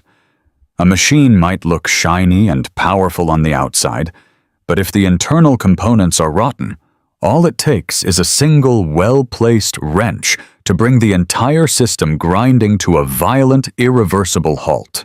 I was holding that wrench, and Trent was eagerly, blindly walking right into the strike zone. The audio recording was the spark that illuminated the dark, twisted maze of Trent's deception. But I knew perfectly well that a spark alone would not burn his fortress to the ground. Audio recordings are incredibly powerful, but in a court of law, a slick, high-priced defense attorney can easily argue that the words were taken entirely out of context. They can claim the recording was tampered with, or that Trent was simply exaggerating his actions while under the influence of alcohol. I am a diesel mechanic. I spent 40 years of my life diagnosing catastrophic engine failures in massive freight trains. I know that if you want to prove exactly why a machine exploded, you do not just listen to the sound it makes. You have to physically pull the engine apart, lay the broken, burnt pieces out on the concrete floor, and trace the absolute origin of the failure. I needed the concrete, undeniable paper trail. I needed the bank records, the routing numbers, and the corporate tax documents that proved beyond a shadow of a doubt that Trent was actively robbing his employer and filtering the stolen money through his mother's bank accounts. Ben understood this immediately. Within 2 hours of us transcribing that chilling midnight phone call, Ben made a highly confidential phone call to a man named Richard Hayes. Richard was a retired federal financial investigator who now ran a private forensic accounting firm in the city. He specialized in unearthing hidden corporate assets and tracking dark money through complicated offshore networks. He charged a premium rate, but thanks to my liquidated pension, I had the cash to cover his retainer outright. I told Ben to bring him to my house that very same afternoon. We did not have a single second to waste. Trent was already preparing to wire the final $200,000 to the Cayman Islands, and we needed to lock down the evidence before that money permanently disappeared across international borders. Richard arrived at my modest home, carrying a battered leather briefcase and an aura of absolute, unwavering professionalism. We sat around my kitchen table with the blinds drawn, drinking strong black coffee, while Abigail kept the children occupied in the living room. I played the audio recording for Richard. I watched his sharp, calculating eyes narrow as he listened to Trent frantically detailing the embezzlement scheme to his mistress. When the recording finished, and Sylvia's complicity was fully laid bare, Richard simply nodded his head. He pulled out a yellow legal pad and asked for the exact name of the logistics firm where Trent operated as a regional director. He then asked for Sylvia's maiden name, her current address, and any known business associates she might have entertained over the past 10 years. I sat back and watched a true master of his craft go to work. Richard opened his highly secured laptop and bypassed the public search engines, diving directly into state corporate registries and commercial property tax records. Trent had arrogantly bragged on the audio recording that the paper trail was buried beneath 3 different shell companies, heavily relying on the assumption that nobody would ever bother to look. But Trent had built his fraudulent empire on the fundamental belief that he was the smartest man in the room. He severely underestimated the sheer relentless determination of a father protecting his daughter. It took Richard exactly 4 days of grueling, relentless forensic investigation to completely crack the code. He returned to my house on a Friday evening with a thick, beautifully organized binder filled with irrefutable proof. He laid out the documents across my kitchen table, detailing a pipeline of stolen money that was so blatantly illegal it made my blood boil. Trent had been exploiting a massive blind spot in his logistics firm's automated vendor payment system. As a regional director, he possessed the high-level executive clearance required to approve massive freight transportation invoices without needing a secondary signature. Over the course of 18 months, Trent had systematically generated dozens of entirely fraudulent invoices for phantom shipping crates and cross-country freight loads that simply never existed. He approved these fake invoices through the corporate system, effectively forcing his employer to cut massive checks to a supposedly independent transportation vendor. But the vendor was not independent. The vendor was a ghost company registered under the name Crestview Property Management. And the sole managing director of Crestview Property Management was a woman using Sylvia's exact maiden name. Richard showed me the direct pipeline. The logistics firm would deposit $50,000 into the Crestview account for a fake freight shipment. Within 48 hours, Sylvia would immediately transfer that exact same amount into a secondary holding company, which she then used to quietly purchase undervalued commercial real estate plots in neighboring states. By moving the stolen cash into physical property, she successfully washed the money.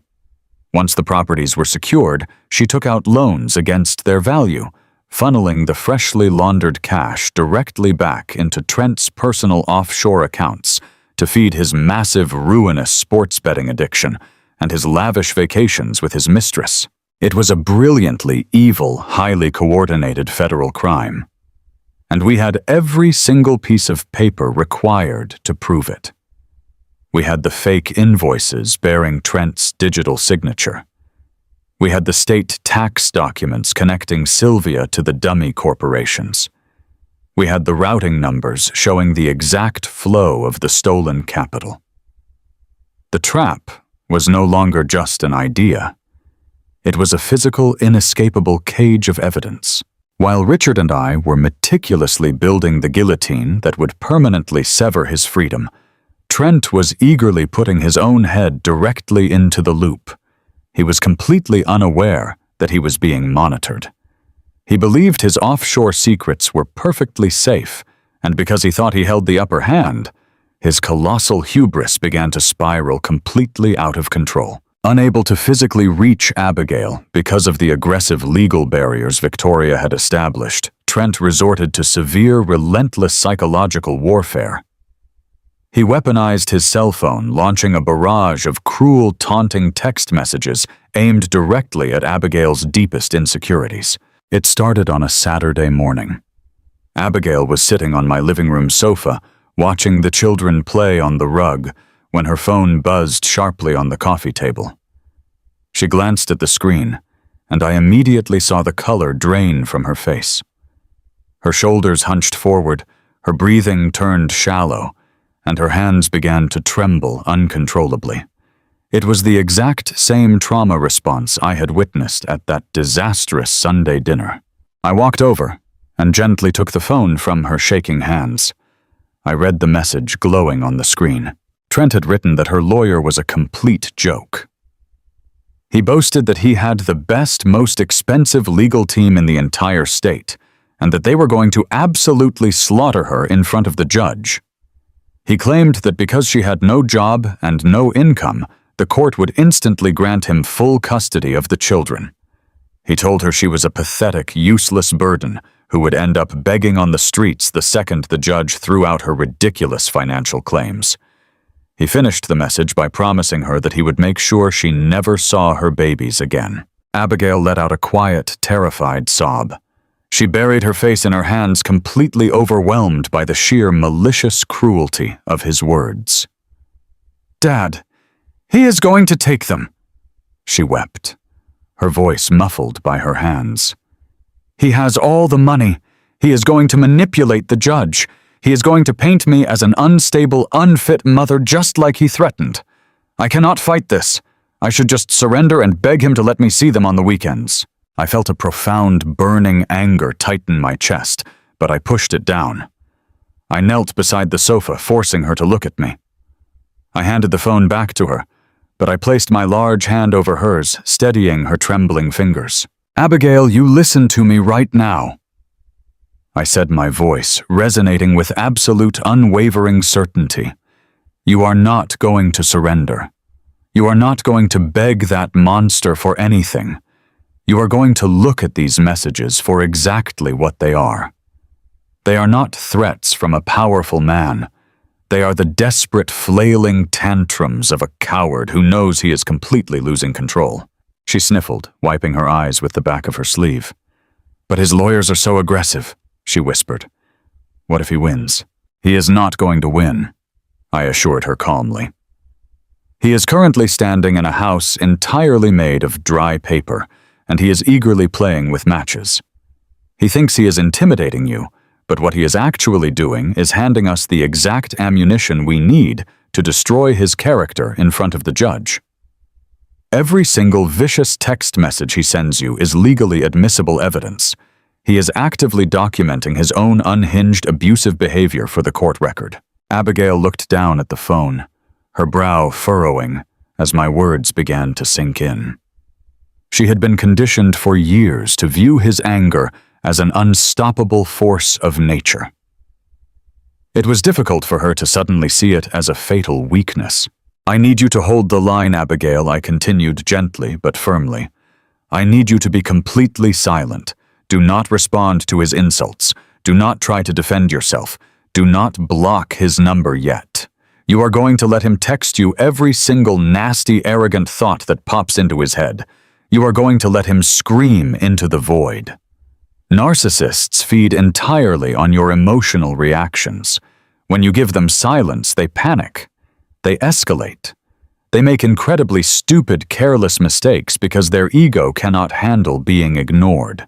I stood up and walked into the kitchen, grabbing a small notepad. I brought it back to the living room and set it on the table. "We are going to screenshot every single message I instructed her. We are going to catalog the date and the exact time. We are going to build a mountain of his own cruelty and hand it directly to Victoria. Let him think he is winning. Let him puff his chest out and strut around thinking he has you completely paralyzed with fear. The higher he climbs on his pedestal of arrogance, the harder he is going to hit the concrete when we finally pull the floor out from under him." Over the next 2 weeks, Abigail demonstrated a level of quiet, resilient strength that made me incredibly proud to be her father. Trent escalated his attacks just as I predicted. He sent messages at 2 a.m. demanding she answer him. He alternated between violent, threatening rants and pathetic, manipulative apologies, trying desperately to find a button that would trigger a response from her. He sent photos of new, expensive purchases, trying to flaunt the wealth he was supposedly withholding from her. He sent long paragraphs detailing exactly how he planned to ruin her reputation among their mutual friends. Abigail did not reply to a single one. Whenever her phone buzzed with a new attack, she would simply look at the screen, take a deep breath, take a screenshot, and place the device in a drawer. The fear that had once ruled her life was slowly being replaced by a cold, clinical detachment. She was finally stepping outside of the psychological prison he had built for her and observing him as the pathetic, broken machine he truly was. While Trent was completely distracted by his one-sided text message war against his wife, he failed to notice the massive legal and financial snare closing tightly around his own throat. He was so incredibly focused on trying to break Abigail's spirit that he never stopped to wonder why her attorneys were allowing him to act so brazenly. He never stopped to consider that my absolute silence was not a sign of defeat, but a tactical maneuver. I sat at my kitchen table every night reviewing the forensic accounting binders Richard Hayes had provided, carefully plotting the timeline of our final strike. We had the audio recordings proving his intent to flee the country. We had the fake logistics invoices proving his corporate theft.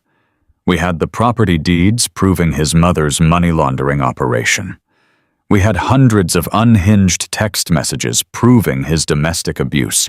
Trent believed he was untouchable because he wore a fine suit and spoke with corporate authority.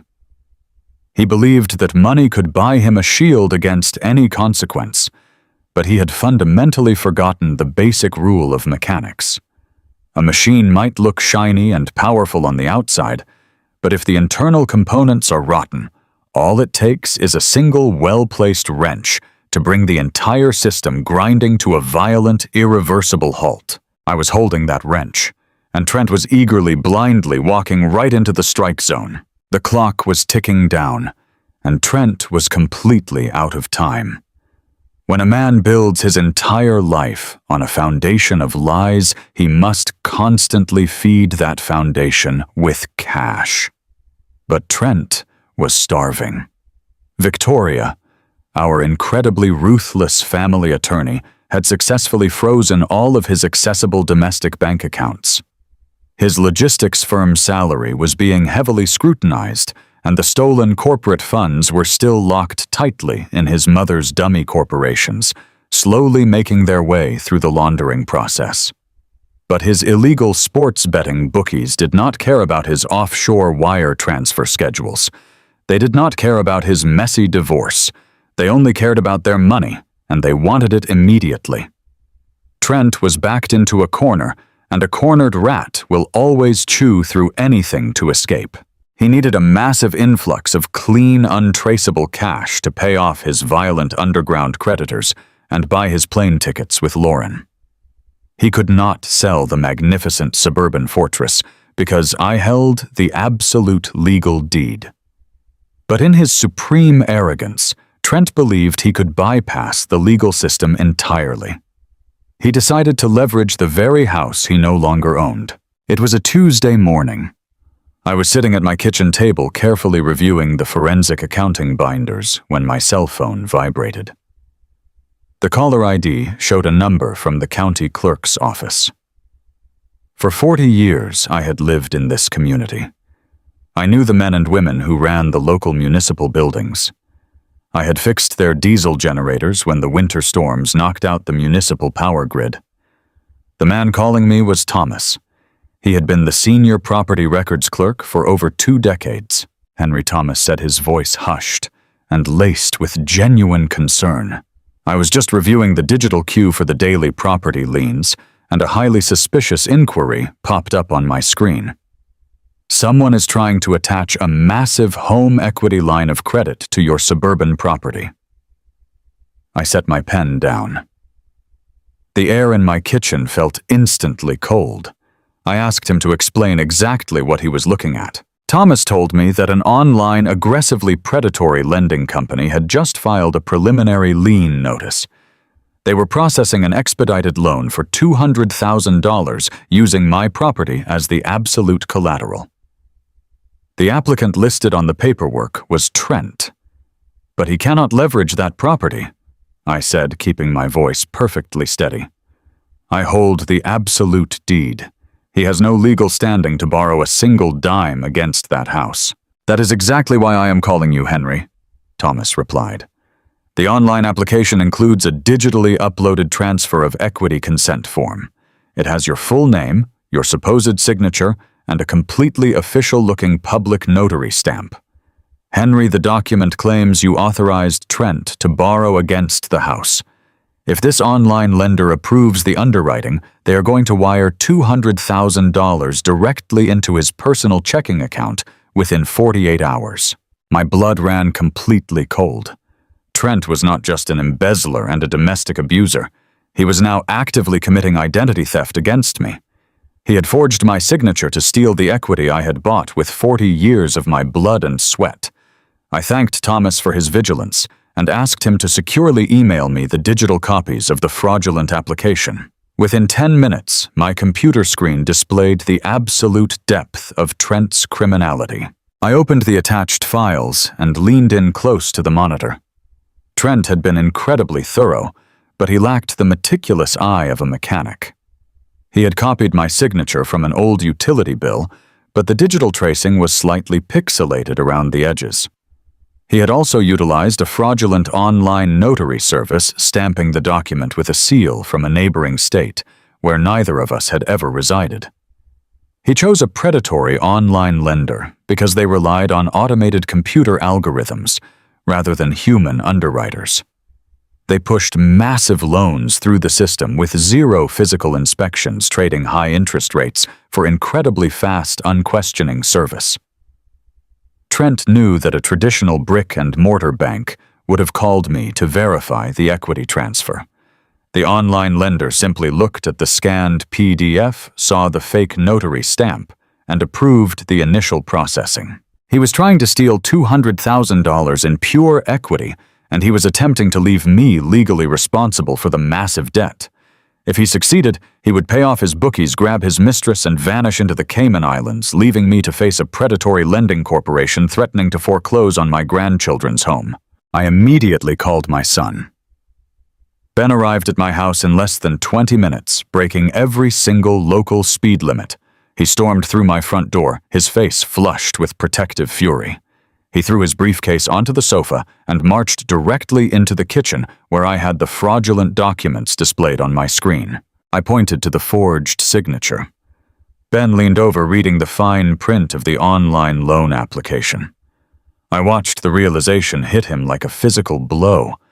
His jaw tightened so hard I could hear his teeth grinding together. "This is absolute insanity!" Ben shouted, pacing frantically across my kitchen floor. "He is trying to steal your pension all over again. He is trying to leverage the house to fund his escape.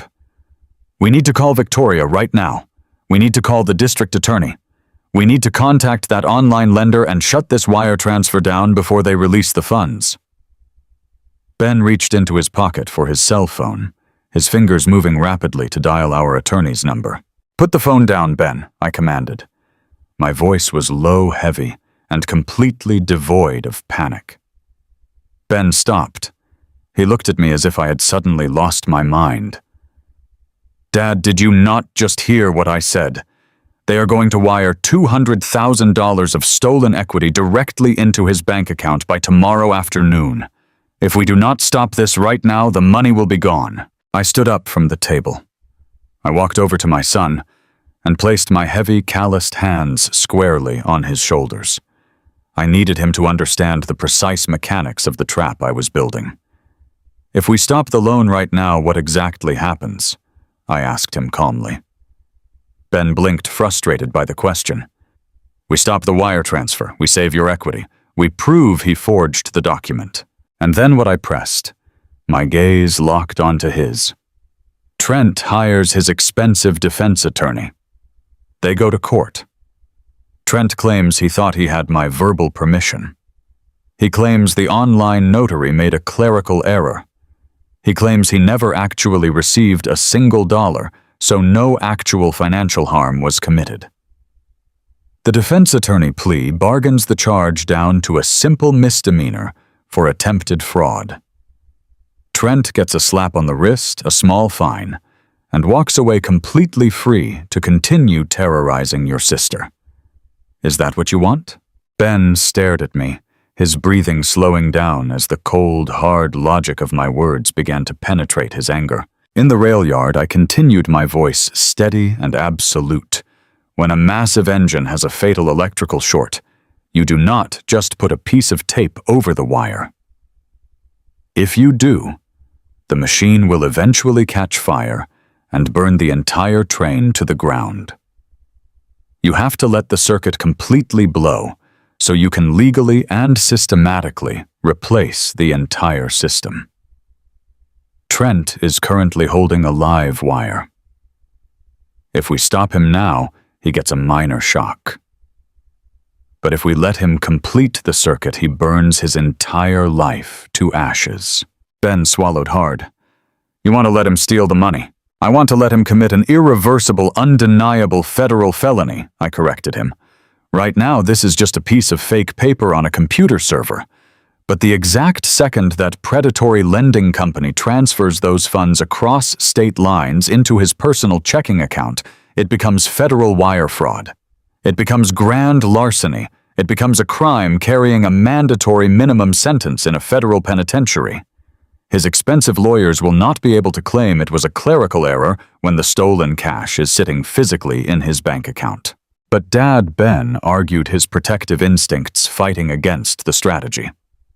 You will have a $200,000 fraudulent lien attached to your property. You will have to fight the lending company to get the title cleared. It is a massive financial risk. I smiled. It was a completely humorless, cold smile. I am not worried about the lien, Ben. We have the phone records from Thomas at the county clerk. We have the time-stamped digital files proving the notary stamp is a complete fabrication. We have Richard Hayes preparing the forensic financial portfolio. Clearing the title will be a simple administrative task for Victoria once Trent is sitting behind bars. The temporary financial inconvenience is an incredibly small price to pay to guarantee that this monster never breathes the same air as your sister ever again. Ben looked down at the forged signature on the computer screen and then back up at me. He slowly slid his cell phone back into his pocket. He understood.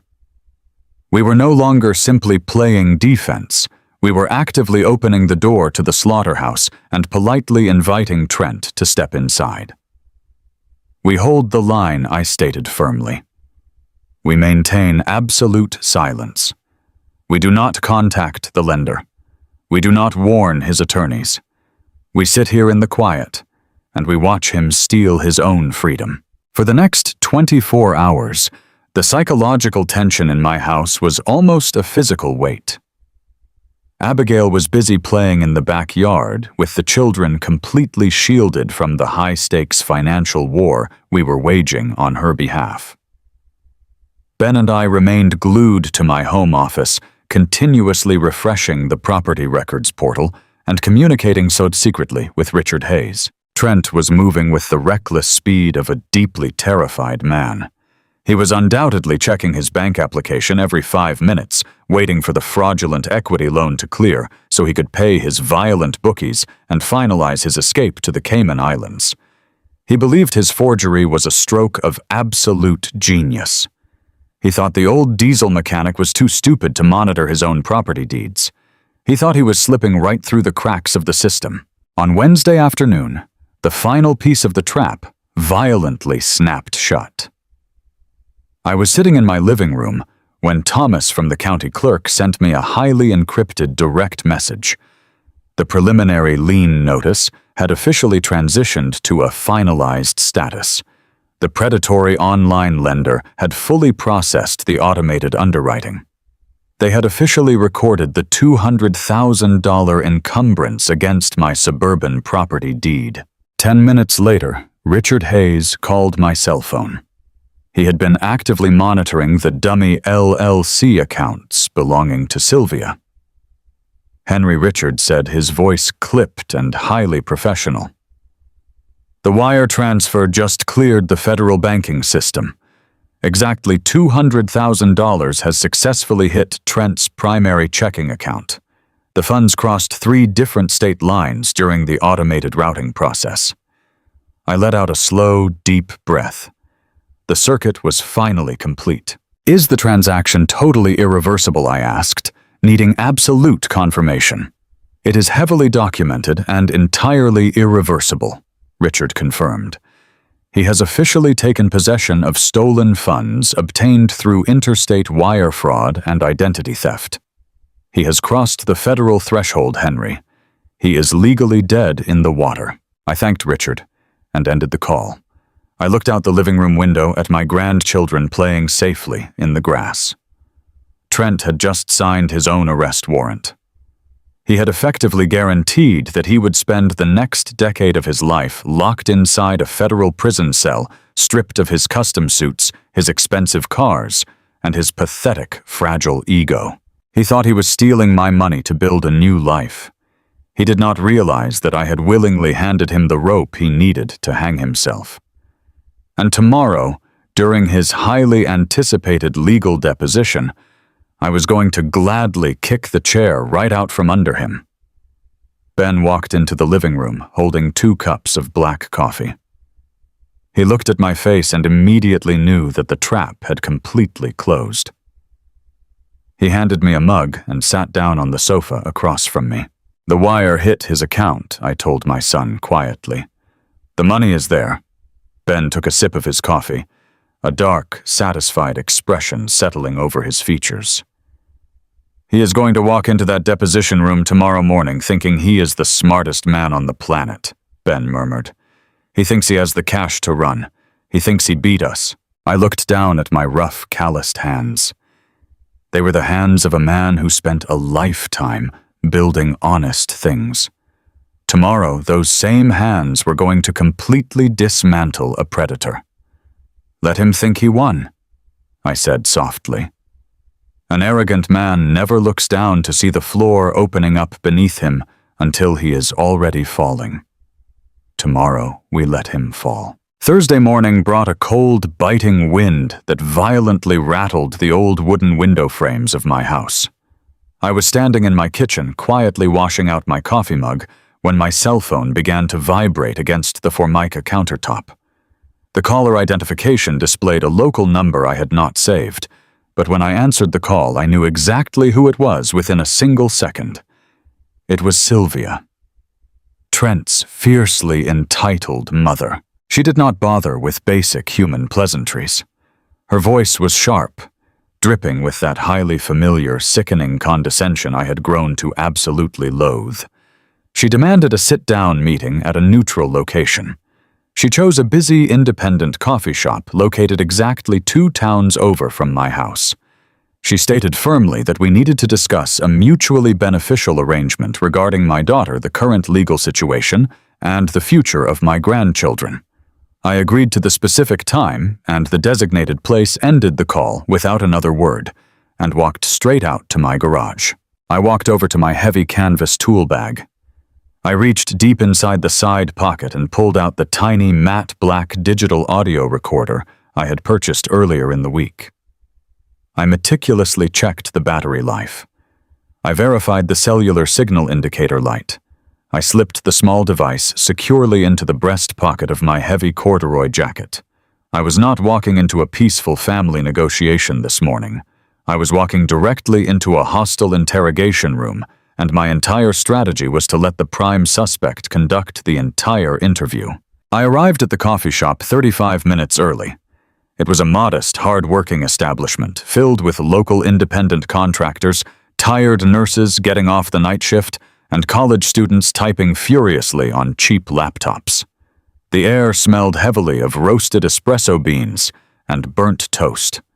I found a small wooden booth tucked into the far back corner of the room, positioning myself, so I had a clear, unobstructed view of the front entrance door. I ordered a plain black coffee and simply waited. Sitting in that booth, I thought deeply about my late wife, Mary. I thought about how Mary would have handled a woman like Sylvia. Mary possessed a quiet, terrifying grace. She never raised her voice in anger, but she possessed the incredible ability to cut right through the lies and expose the absolute truth of a person. I channeled Mary's calm, unyielding strength as I watched the glass front door of the coffee shop swing violently open.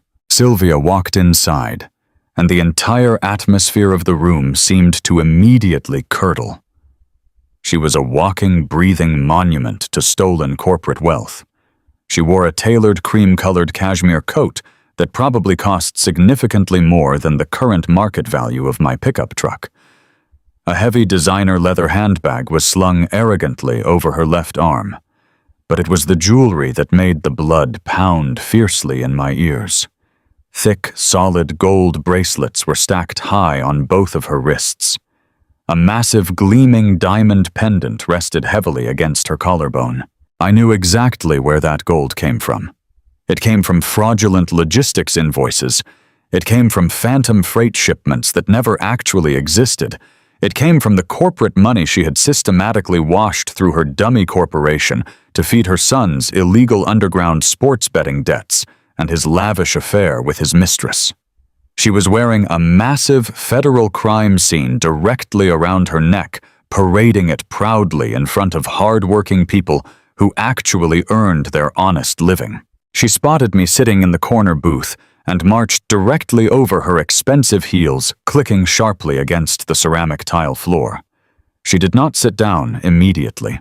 She stood over the wooden table, looking down at my worn corduroy jacket and my rough, permanently calloused hands with absolute unmasked disgust.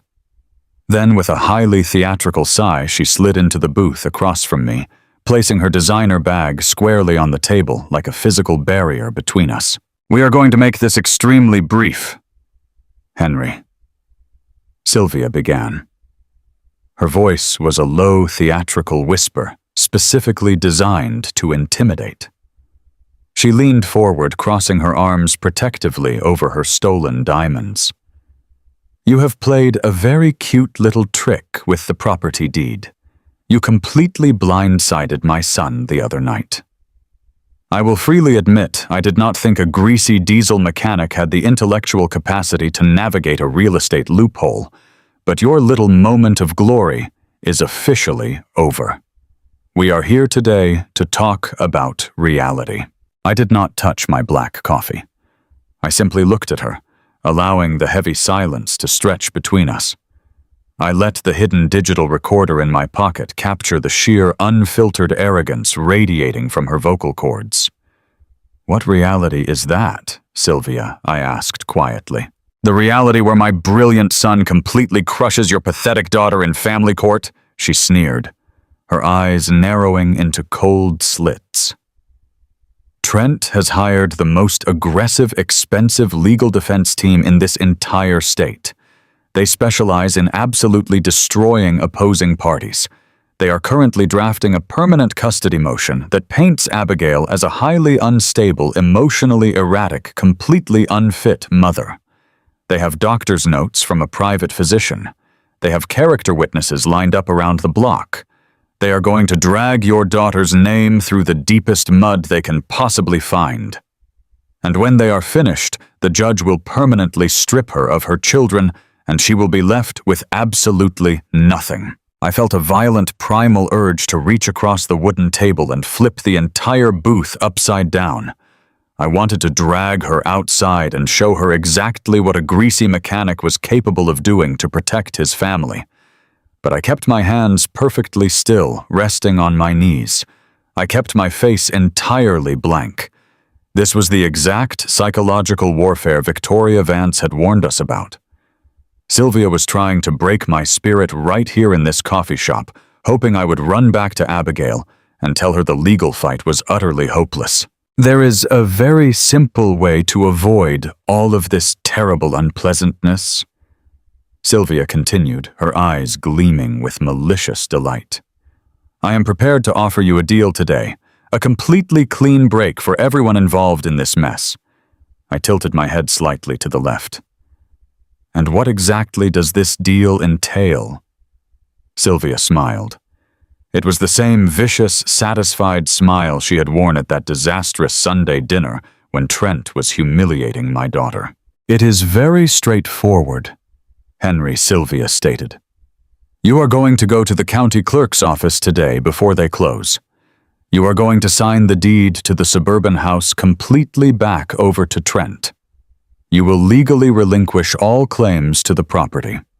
Furthermore, you will make sure Abigail signs a legally binding non-disclosure agreement and completely drops all of her financial support claims in the current divorce filings. If you do exactly this, Trent will instruct his lawyers to drop the emergency custody suit. He will allow Abigail to share joint custody of the children, and he will let her walk away without a massive public spectacle. You give us the house, and you drop the money claims, and we let you keep your grandchildren. It was a breathtakingly evil proposition. She was actively holding my innocent grandchildren hostage in exchange for a $2 million piece of real estate. She was trying to legally secure the exact property they desperately needed to finalize their fraudulent home equity loan and fund their permanent escape to the Cayman Islands. They were starving for cash, and this was their final desperate extortion attempt. This was the critical moment. If I showed my anger, she would become highly defensive and shut down the conversation. If I openly challenged her authority, she would leave the table, and I would lose the opportunity. I needed to feed her massive inflated ego. I needed to make her feel like an absolute god standing victorious over a defeated, broken peasant. I let my broad shoulders slump heavily forward. I lowered my gaze to the wooden table, staring directly at my cold cup of coffee. I let out a long, ragged sigh, playing the part of a terrified, exhausted old man who had finally realized he was entirely out of his depth. "Sylvia," I whispered, making sure my voice sounded genuinely broken and pleading. "How can you possibly do this to us? Abigail is the mother of your own grandchildren. She spent 7 years trying to be a good, loyal wife to your son. How can Trent afford to wage this kind of massive legal war against her? I know his corporate salary at the logistics firm. It is a good living, but it absolutely does not cover hundreds of thousands of dollars in emergency legal retainers and high-priced private investigators. I spent my entire mechanic pension just saving that house from the bank foreclosure. I have absolutely nothing left to fight you with. Where is all this endless money coming from?" I slowly raised my eyes and looked at her with a perfectly manufactured expression of total despair. "How can a simple regional director afford to bury us like this?" I begged. Sylvia took the bait. She swallowed the hook, the line, and the heavy lead sinker. Her vicious smile widened into a full, triumphant grin. She leaned even closer across the small table, completely intoxicated by her own perceived brilliance. She absolutely could not resist the opportunity to gloat in my face. She could not resist the overwhelming urge to prove just how vastly superior she and her son were to a working-class tradesman. "Oh, Henry, you really are so incredibly simple-minded," Sylvia laughed softly, a dry, cruel sound that barely masked her immense vanity. "You look at a standard corporate paycheck and you think that is all a man can possibly achieve in this world.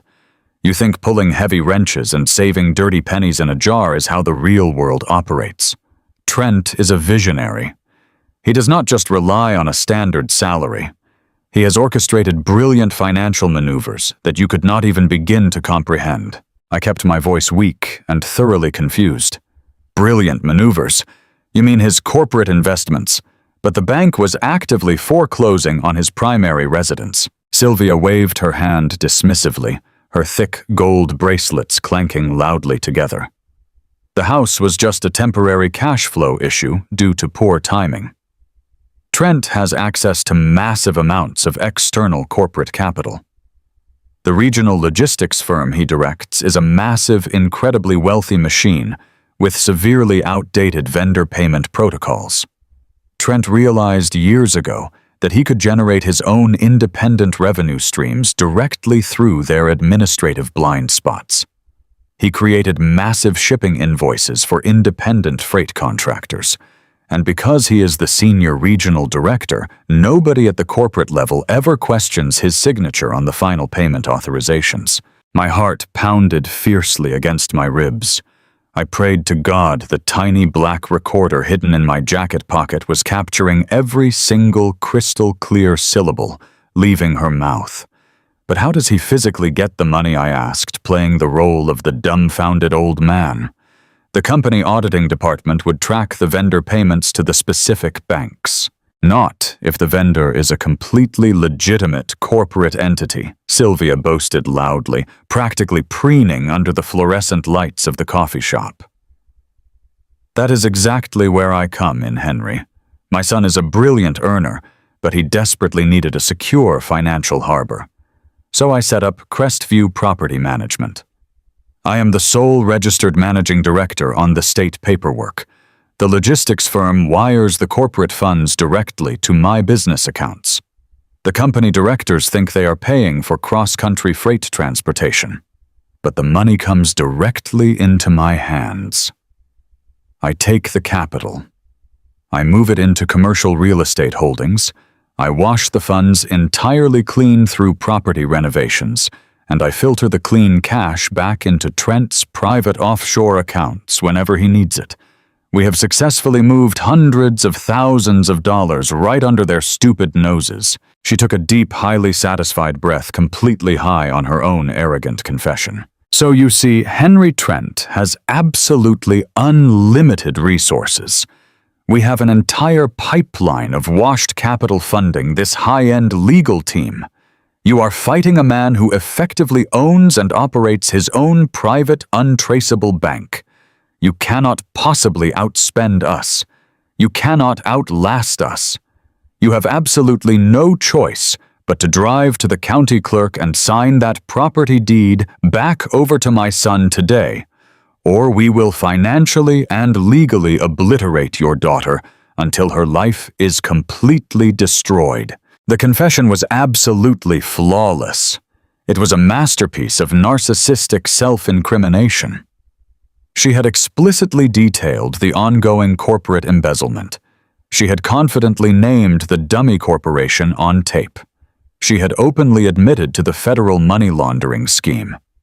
And she had explicitly outlined her direct active role in the criminal conspiracy.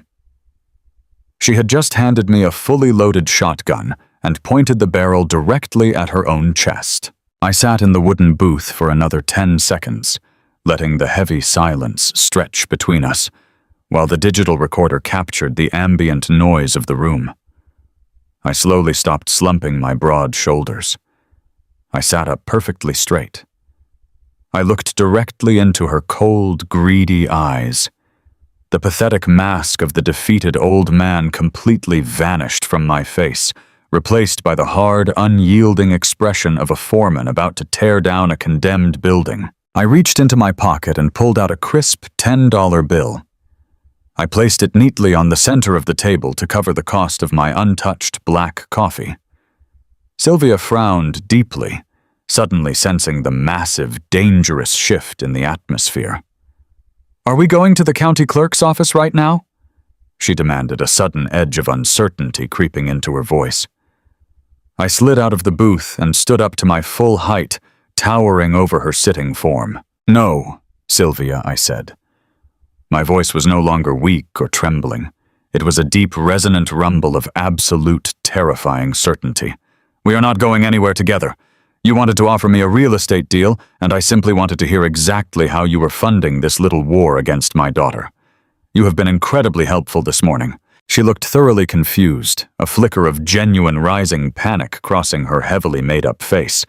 "What are you talking about? You have to sign the deed over to Trent today." I looked down at her heavy gold bracelets and her expensive diamond pendant. I thought about my daughter trembling in my kitchen yesterday, utterly terrified of losing her precious children. I thought about the 40 years of broken bones and exhaustion I spent building an honest life, while these parasites stole everything they touched. "Enjoy the expensive jewelry while you still can, Sylvia," I said softly, delivering the final chilling blow. "Because where you and your brilliant son are going to spend the next decade of your lives, they absolutely do not allow you to bring your own accessories." I turned my back on her immediately and walked straight out of the coffee shop. I did not look back to see the expression of dawning horror on her face. I walked straight to my rusted pickup truck in the parking lot, climbed inside the cab, and pulled the digital audio recorder from my jacket pocket. The small indicator light was blinking a steady, beautiful green. The audio file had already successfully uploaded to the secure cloud server on my phone.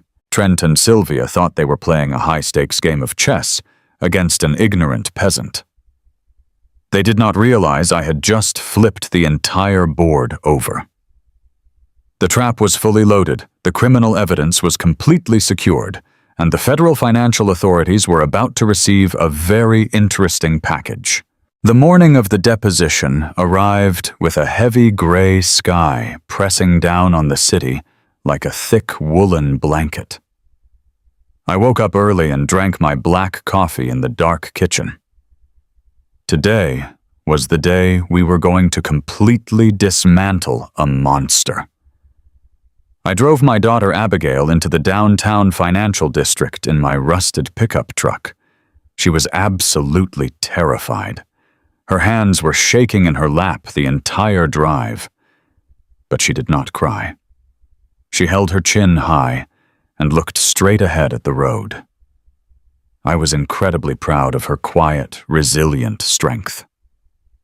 We parked in the underground garage and walked into the towering glass and steel building where Victoria Vance operated her high-end law firm. We rode the quiet elevator up to the 42nd floor. The conference room, where the deposition was scheduled to take place, was a completely sterile, intimidating environment. The walls were thick, soundproof glass. The long table was made of polished, dark oak. There was absolutely no warmth or comfort in this room. It was a corporate execution chamber designed entirely for legal slaughter. We sat on one side of the massive wooden table. I sat directly beside my daughter. I kept my posture completely rigid and my face entirely blank. I needed to look like a tired, defeated old man who was just there to offer moral support. A few minutes later, the heavy glass door swung violently open and Trent walked in. He looked like a man who believed he owned the entire building. He wore a custom-tailored dark blue suit that fit him perfectly. His shoes were polished to a mirror shine. His hair was perfectly styled. He wore a smug, arrogant smirk that made my hands itch to reach across the table, grab him by his expensive collar, and throw him through the glass wall. He was flanked by his incredibly aggressive defense attorney. The lawyer was a corporate shark, wearing a light gray suit and carrying a thick leather briefcase. Trent sat down across from Abigail. He looked at her with pure, unmasked contempt. He did not even bother to look at me. He completely dismissed the retired diesel mechanic sitting quietly in the corner. That was exactly what I wanted him to do. The court reporter sat at the far end of the table and quietly set up her transcription machine. She asked Trent to raise his right hand and swear to tell the entire truth under penalty of perjury. Trent raised his hand and confidently swore the oath. He had absolutely no idea that he was swearing himself directly into a federal prison cell. The deposition began with Trent's lawyer asking the initial questions. The legal strategy was incredibly obvious and deeply manipulative. They wanted to establish Trent's absolute moral superiority on the official court record before moving to permanently strip Abigail of her children. For an entire agonizing hour, I sat perfectly still and listened to this monster spin a massive web of completely fabricated lies. His voice was smooth, practiced, and dripping with fake sincerity. He claimed he was an incredibly devoted, loving father who worked long, exhausting hours at the regional logistics firm, purely to provide a beautiful life for his family. He stated under oath that his marriage began to fall apart simply because Abigail suffered a severe psychological breakdown. He claimed she became entirely unhinged, emotionally unstable, and dangerous for the children to be around. He looked directly at the court reporter and solemnly testified that Abigail had become a massive, irresponsible financial burden. He claimed she was secretly draining their joint bank accounts to fund a lavish, out-of-control shopping addiction. He completely flipped reality upside down. He blamed his own catastrophic financial ruin entirely on the innocent mother of his children. His lawyer then gently guided him to the topic of marital fidelity. Trent smiled a sad, pathetic, fake smile that made my stomach physically turn. He stated clearly and loudly for the record that he had been completely and entirely faithful to his wife for the duration of their entire 7-year marriage. He claimed he never strayed. He claimed he was an upstanding corporate citizen with a flawless professional record. He testified that he was simply a heartbroken, honest man trying to rescue his innocent children from a deeply disturbed woman. I watched Abigail out of the corner of my eye while he spoke. Her breathing was shallow, but she did not break.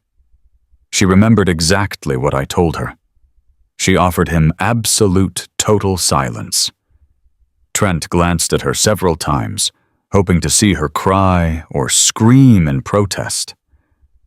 He wanted her to react. When she just stared back at him with cold, icy detachment, his arrogant smirk faltered for a tiny fraction of a second. He was expecting a weak, broken victim. He was not expecting a woman backed by an iron wall. When Trent's lawyer finally concluded his questioning, Trent leaned back in his expensive leather chair.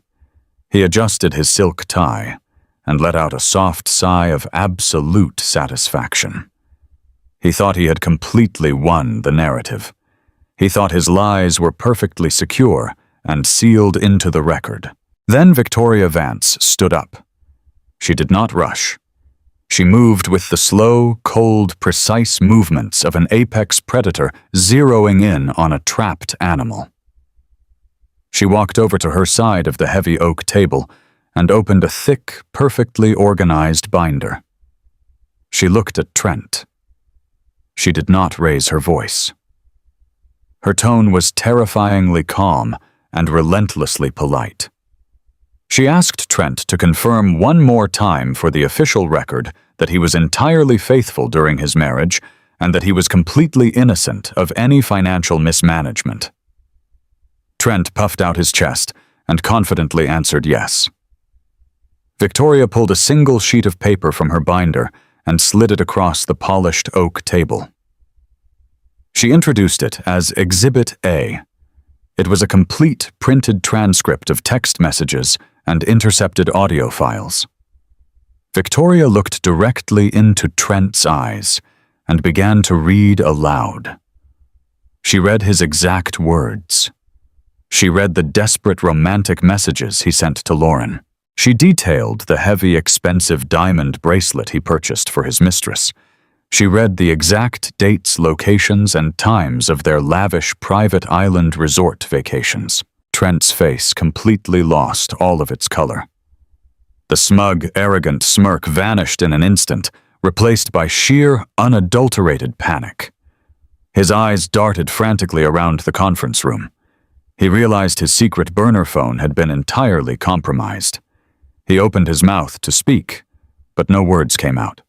His expensive lawyer slammed his hand loudly on the table and aggressively objected, claiming the documents were completely fabricated and obtained illegally. Victoria smiled a cold, incredibly dangerous smile. She informed the lawyer that the audio was captured on a legal recording device placed inside a house completely owned by Henry Caldwell. I owned the absolute property deed, therefore, I had the absolute legal right to monitor my own house.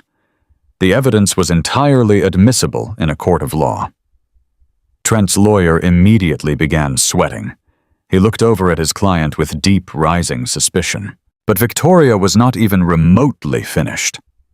She pulled a second thick stack of papers from her heavy binder and dropped them loudly onto the table.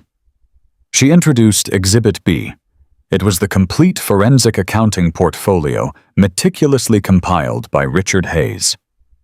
Victoria did not just accuse him of marital infidelity.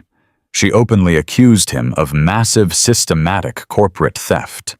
She read the names of the hidden dummy corporations. She read out the exact name Crestview Property Management. She explicitly stated his mother's maiden name for the court reporter to type into the permanent legal record. She laid out the entirely fake logistics invoices bearing Trent's exact digital signature and authorization codes. She detailed the precise routing numbers moving stolen corporate funds into his offshore sports betting accounts to cover hundreds of thousands of dollars in illegal gambling debts. She described exactly how he and Sylvia were washing the cash through commercial real estate purchases. Trent physically collapsed backward into his leather chair. He looked exactly like a man who had just been shot square in the chest. His breathing became erratic, heavy, and incredibly shallow. His aggressive shark of a lawyer was completely panicking now. The lawyer stood up and frantically demanded an immediate recess. He realized his client had just lied under oath about massive federal financial crimes. He knew his own legal license could be put in jeopardy if he continued to blindly defend a man actively committing perjury. But Victoria flatly refused to pause the deposition. She reminded the lawyer that Trent was currently under a strict subpoena and legally compelled to answer her questions on the record. Trent was completely trapped in a transparent glass box. He was sweating profusely, ruining his custom-tailored suit. He looked over at me with absolute sheer terror in his eyes. He finally realized the old greasy diesel mechanic had methodically and ruthlessly dismantled his entire life, piece by piece. But I did not smile. I did not gloat. I just watched him bleed out metaphorically on the table. Victoria saved the absolute killing blow for the very end of the deposition. She stepped much closer to Trent's side of the table. The entire room was completely silent, except for the rapid mechanical clicking of the court reporter's typing machine. Victoria pulled one final single sheet of paper from the very back of her binder. She laid it down perfectly flat right in front of Trent's trembling hands. It was Exhibit C. This was the forged home equity line of credit application. Trent stared down at my forged signature on the digital document. He stared at the fake online notary stamp he had illegally procured. His hands began to shake so violently he had to grip the armrests of his chair just to keep his fingers steady. Victoria spoke with a voice like shattering winter glass. She asked Trent to explain exactly why he had applied for a $200,000 loan against a property he did not legally own. She asked him to explain to the room why he had brazenly forged his father-in-law's signature on a legal banking document. Trent's lawyer began shouting loudly, telling his client to immediately invoke his Fifth Amendment rights against self-incrimination. The lawyer was desperately trying to pull Trent out of the room to stop the bleeding. But Victoria simply raised her hand and delivered the final absolute hammer blow. She pulled out the time-stamped bank confirmation receipt we had received from the private financial investigator. She placed it directly on top of the forged signature document. She announced clearly and loudly for the official record that exactly 12 hours ago, a sum of $200,000 was successfully transferred across state lines into Trent's personal offshore checking account. She stated that by allowing those stolen equity funds to physically clear the international banking system, Trent had elevated a simple forgery attempt into a massive, irreversible federal wire fraud felony. She looked down at the broken, terrified man sitting in the ruined custom suit. She reminded him that he had just spent the last hour actively lying under oath while simultaneously committing a massive federal crime that carried a mandatory minimum prison sentence. Trent was completely and utterly destroyed. There was absolutely nowhere left for him to run. There was no greedy mother available to launder his massive mess. There was no mistress waiting for him on a tropical beach. There was only the cold, hard reality of a concrete prison cell waiting for him. He put his head down on the polished oak table and began to sob uncontrollably. It was a pathetic, hollow, terrible sound. I sat beside my brave daughter, feeling a deep, profound sense of absolute justice wash over my tired bones. I had meticulously built the guillotine, and Trent had just eagerly pulled the lever entirely on himself. The silence inside that sterile glass conference room was so absolute, it felt like a heavy physical weight pressing down on my shoulders. Victoria Vance had just laid out the undeniable proof of federal wire fraud right on the polished oak table. I watched the face of Trent closely. The smug, confident regional director was completely gone. In his place sat a terrified, drowning man.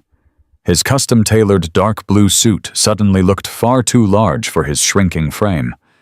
He was sweating profusely, and his skin had turned a sickly shade of pale gray. His aggressive, high-priced defense attorney did exactly what a shark does when it senses a sinking ship. The lawyer stood up slowly from his expensive leather chair. He did not say a single word of comfort to his client. He did not offer any legal counsel. Instead, he reached for his thick leather briefcase and began rapidly shoving his legal pads and gold pens inside. He knew perfectly well that his client had just committed blatant, undeniable perjury on an official court record. He knew that by continuing to represent a man actively engaged in federal wire fraud and international money laundering, his own legal license and entire career were in immediate, catastrophic jeopardy. The lawyer snapped his briefcase shut with a loud metallic click. He looked directly at Victoria Vance and formally stated for the court reporter that he was immediately withdrawing as legal counsel due to severe, irreconcilable ethical conflicts. He turned his back on the table and walked straight out of the heavy glass door. He did not even look back once. Trent was left completely alone on his side of the massive table. He stared at the closed glass door, and then he slowly looked back at us. The realization that he had been entirely abandoned by the very legal system he thought he could purchase finally snapped the last remaining thread of his sanity. He broke down completely. The carefully constructed mask of the polished corporate executive shattered into a million pieces, revealing the violent, unhinged monster hiding underneath. Trent stood up so fast his heavy leather chair crashed backward into the thick glass wall behind him. He slammed both of his fists onto the oak table. He began screaming. He screamed with a primal, terrifying rage that echoed loudly in the soundproof room. He pointed a shaking, sweat-covered finger directly at my daughter. He called Abigail every vile, disgusting name he could pull from his throat. He screamed that she was a worthless, pathetic burden and that she had deliberately ruined his brilliant life. He roared that he would destroy her reputation, that he would hunt her down and make sure she never saw a single penny of his money ever again. Then he turned his violent, furious gaze toward me. He leaned aggressively over the center of the table with the veins in his neck bulging tightly against his silk collar. He screamed that I was nothing but a stupid, greasy mechanic. He shouted that an uneducated peasant had no right to interfere in his sophisticated life. He promised that he would drag me into a civil court and bankrupt my entire family for stealing his property. He threatened to burn my house to the ground and leave me freezing on the street. He was a cornered rat, completely out of his mind with sheer panic and blind rage. But I did not flinch. I did not raise my voice in response. I did not move a single muscle in my body. I simply sat there and watched him completely self-destruct. Next to me, Abigail sat perfectly still. Her spine was straight, her head was held high, and her hands were calmly folded in her lap. She was no longer the terrified, trembling woman who had fled his house in the middle of the night crying over frozen bank accounts. She was looking at him with absolute cold pity. At the far end of the table, the court reporter was furiously typing on her machine, capturing every single vile, violent threat that left his mouth. He was actively cementing his own demise onto the official legal record, explicitly documenting his true abusive nature for any family court judge to read. Trent finally ran out of breath. He stood there panting heavily, his chest heaving up and down his face, completely slick with sweat. He stared at us, waiting for a reaction, waiting for the deep fear he was so desperately used to inflicting on my daughter. I slowly leaned forward and placed my rough, calloused hands flat on the polished wood. I looked directly into his panicked, terrified eyes. "Are you completely finished screaming, Trent?" I asked quietly, making sure my voice was a low, steady rumble in the quiet room. "Because there is one final detail you need to understand today. You thought this was just a simple family court deposition. You thought you were just fighting a domestic divorce proceeding and trying to steal a house deed to pay off your underground bookies. But a good mechanic does not just fix the broken part. He traces the failure all the way back to the original source, and he removes the entire defective system." The eyes of the regional director darted back and forth. He swallowed hard, his arrogant posture completely dissolving into pure dread. 3 days ago, I continued my tone completely devoid of any sympathy. When Richard Hayes finished compiling that massive forensic accounting portfolio detailing your fake logistics invoices and your offshore gambling debts, I did not just hand it to Victoria. I did not just keep it hidden for this minor custody hearing. I took a secure copy of that incredibly detailed binder and I mailed it directly to the board of directors at your regional logistics firm. They have been meticulously reviewing every single phantom freight shipment you authorized for the past 18 months. They know exactly how much corporate money you stole from their company. Trent gasped out loud, taking a staggering, clumsy step backward. His knees hit the edge of the fallen leather chair. But I did not stop there. I told him, refusing to break eye contact for even a second. I also forwarded the entire unredacted dossier, including the hidden audio recordings of you and your mother openly discussing money laundering to the Federal Bureau of Investigation Financial Crimes Unit. They have been actively monitoring your bank accounts for the last 72 hours. They were waiting patiently for you to make one final, irreversible mistake. They were waiting for the exact moment you transferred the stolen equity from my house across state lines and into your offshore account. That wire transfer hit your account exactly 12 hours ago. You completed the circuit, Trent. You committed a massive federal wire fraud felony while actively sitting under oath in this very room. Trent opened his mouth, but absolutely no sound came out. He looked completely hollowed out, as if his entire soul had evaporated into the sterile air conditioning. He finally understood the sheer magnitude of the trap he had blindly walked into. He had been so entirely focused on psychologically destroying my daughter that he never noticed the heavy steel jaws closing tightly around his own neck. Right on cue, 3 sharp, heavy knocks echoed from the glass door of the conference room. Trent spun around violently, his eyes wide with animal terror. Standing on the other side of the glass were 4 federal agents. They were dressed in dark, conservative suits with bright gold badges visibly clipped to their belts. Victoria Vance calmly stood up, walked over to the entrance, and opened the heavy glass door. The agents stepped into the room, bringing an aura of absolute cold authority with them. The lead agent, a tall, broad-shouldered man, looked directly at the trembling man standing before him. "Trenton Caldwell." The agent stated, his voice echoing with absolute finality. "You are under arrest for federal wire fraud, corporate embezzlement, and conspiracy to commit money laundering." The agent stepped forward, grabbing the arm of the broken executive and swiftly spinning him around. The sharp metallic click of the heavy steel handcuffs locking tightly around his wrists was the most beautiful, satisfying sound I had ever heard in my entire life. It was the absolute, undeniable sound of pure justice. Trent completely collapsed. His legs gave out beneath him, and the federal agents had to physically hold him up by his arms just to keep him from hitting the floor. The violent, raging monster from just 3 minutes ago was completely gone. he was instantly reduced to a sobbing, pathetic child. Tears streamed heavily down his face, ruining his expensive collar and splashing onto his silk tie.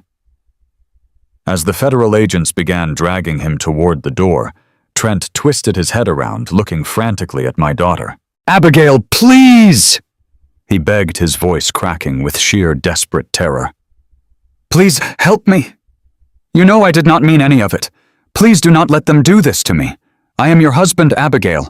I am the father of your children. Please talk to them. Please save me from this." He was weeping openly, begging the very woman he had systematically abused, manipulated, and tried to leave penniless on the street. He was pleading for mercy from the innocent person he had actively tried to destroy for 7 long years. Abigail slowly stood up from her comfortable chair. She looked at the man who had caused her so much immense, agonizing pain. She did not yell at him. She did not cry. She simply looked at him with an expression of total, absolute indifference. She turned her back on him, completely facing the large windows overlooking the gray city skyline. She did not speak a single word to him. She gave him exactly what I had taught her to give him: absolute, total, crushing silence. The agents dragged the sobbing man out of the conference room.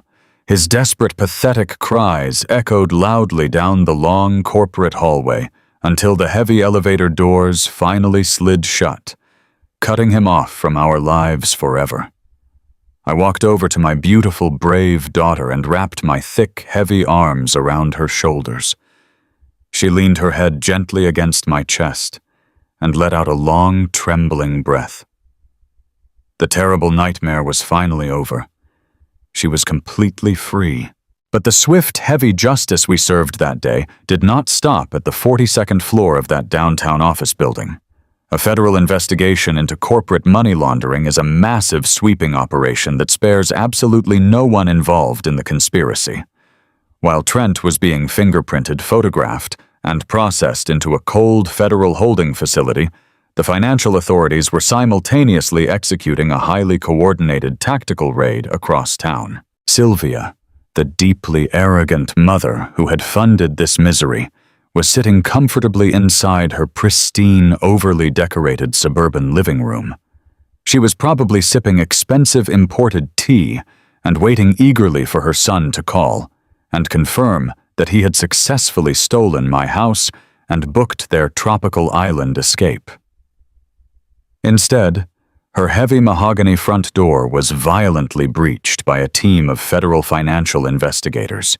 They did not knock politely and ask for permission to enter. They swarmed her beautiful home with federal search warrants in hand. The agents meticulously seized every single piece of electronic equipment she owned. They seized her expensive desktop computers, her sleek laptops, and her hidden filing cabinets. But more importantly, they moved instantly to freeze every single financial asset tied to her name. The dummy corporation, known as Crestview Property Management, was immediately locked down by federal banking order. The commercial real estate properties she had fraudulently purchased with stolen logistics funds were officially seized by the government. All of her personal bank accounts, her comfortable retirement funds, and her secret offshore hiding places were completely and permanently frozen. The federal agents demanded she hand over the heavy, expensive jewelry she was currently wearing because it had been directly purchased with laundered corporate money. They physically stripped the thick gold bracelets from her wrists. They confiscated the massive, gleaming diamond pendant she wore so proudly around her neck. They took everything that she had built on the suffering and theft of innocent, hard-working people. Sylvia was ultimately escorted outside and left standing on the public sidewalk in front of her seized property, completely stunned and entirely destitute. Her cream-colored cashmere coat could not protect her from the cold, harsh reality of her new situation. Her wealthy neighbors stood on their lawns, watching in absolute shock as the arrogant woman was publicly humiliated. She was left penniless without a single dollar to her name, unable to even hire a private defense attorney to protect her freedom. The federal prosecutors were already preparing a massive indictment against her for her active, willing complicity in the corporate embezzlement and money laundering scheme. She would have to completely rely on a heavily overworked public defender to try and keep her out of a federal penitentiary. She had spent her entire life looking down on honest, hard-working people. She had sneered at my sweet daughter and openly mocked my rough, calloused hands. She truly believed that because she possessed stolen wealth, she was somehow magically immune to the consequences of her own evil actions. But the truth is always absolute, and eventually it comes to collect its debts. You cannot build a shiny castle on stolen ground and expect it to stand forever. When the foundation finally crumbles, you are left with absolutely nothing but the dirty ground beneath your feet. I learned all of these satisfying details from Victoria Vance later that same evening. I was sitting quietly on my front porch watching the sun slowly set over my peaceful neighborhood. My grandchildren were playing safely in the living room, their innocent, joyous laughter carrying clearly through the screen door. Abigail was standing in the kitchen cooking a warm meal completely free from the heavy, crushing shadow of fear that had dominated her life for so long. I took a slow sip of my black coffee and looked out at the empty street. Trent and his mother thought they could completely destroy my family to satisfy their own selfish, consuming greed. They thought they could manipulate the legal system and steal what I had spent 40 long years building with my own 2 hands. But they made the greatest fatal mistake a predator can ever make. They severely underestimated the quiet, unyielding strength of a father determined to protect his own blood. I did not need custom-tailored suits or expensive corporate lawyers to win this war. I simply needed patience, the absolute truth, and the unwavering resolve to let the villains build the tools of their own inevitable destruction. 6 months have passed since that heavy glass door swung shut inside the downtown high-rise building. 6 long, beautiful months of absolute, uninterrupted peace. When you spend your entire life working with heavy machinery, you learn to appreciate the quiet moments. You learn to appreciate the steady, rhythmic hum of an engine that is finally running perfectly smooth after a major overhaul. My life and the lives of the people I love most in this world are finally running smooth again. The dark, heavy clouds of fear and manipulation that hung over my family for 7 agonizing years have completely dissipated. The crisp autumn air blowing through the open windows of my home today carries the scent of falling leaves and fresh beginnings. It does not carry the stench of arrogance or the cold weight of domestic tyranny. We survived the absolute worst storm imaginable, and we came out the other side stronger and completely unbreakable. I think about Trent sometimes. I do not think about him with anger anymore. Anger requires a massive amount of energy, and I simply refuse to waste another ounce of my precious strength on a man who is entirely dead to us. Trent is currently serving a mandatory minimum sentence of exactly 10 years in a maximum security federal penitentiary. The legal proceedings were incredibly swift and totally unforgiving. The mountain of undeniable forensic evidence we provided to the Federal Financial Crimes Unit left his high-priced defense attorneys with absolutely no room to maneuver. When they saw the time-stamped bank records proving the offshore wire transfer, they knew the case was entirely hopeless. Trent stood in front of a federal judge and was forced to listen as his entire web of lies was read into the public record. He was formally convicted of massive corporate embezzlement, multiple counts of federal wire fraud, and aggravated identity theft. The arrogant regional director who used to strut around his pristine suburban fortress wearing custom-tailored suits and Italian leather shoes is now wearing a standard-issue canvas uniform. His luxurious lifestyle, built entirely on stolen money and shattered trust, has been replaced by concrete walls and heavy iron bars. He does not have a mahogany executive desk anymore. He does not have a private island resort waiting for him. He has exactly a decade to sit in a tiny, sterile cell and think about the monumental arrogance that brought him down. He thought he was playing a brilliant game of chess against an ignorant old diesel mechanic. He never once realized that a mechanic knows exactly how to dismantle a broken machine piece by piece until there is absolutely nothing left but scrap metal. The destruction of his fraudulent empire did not stop with him. The federal authorities were absolutely relentless in their pursuit of the laundered corporate funds. Sylvia, the deeply entitled and malicious mother who actively enabled his terrible crimes, faced her own profound and irreversible downfall. The government agents systematically seized every single asset tied to her dummy corporation. They seized the commercial real estate properties she had purchased to wash the dirty money. They completely froze her personal bank accounts and liquidated her comfortable retirement funds to pay back the stolen corporate capital. The thick, solid gold bracelets and the massive gleaming diamond pendant she used to flaunt so proudly were confiscated as evidence of a federal money laundering conspiracy. Today, Sylvia is living in a cramped, incredibly small, low-income apartment on the extreme outskirts of the city. She is completely destitute and entirely alone. The wealthy high society friends she used to entertain want absolutely nothing to do with a woman facing multiple federal indictments. She is currently drowning in a massive sea of legal debt, relying entirely on an overworked public defender to try and negotiate a plea deal that might keep her out of a federal prison. She spent her entire adult life looking down her nose at honest, hard-working people. She sneered at my daughter and openly mocked my rough, calloused hands. Now she is experiencing the cold, bitter reality of the absolute bottom rung of the ladder. She has no stolen wealth left to protect her from the consequences of her own boundless greed. While the villains of this story are finally facing the cold, hard reality of justice, my daughter Abigail is experiencing a beautiful, profound rebirth. The family court proceedings were incredibly short and entirely one-sided.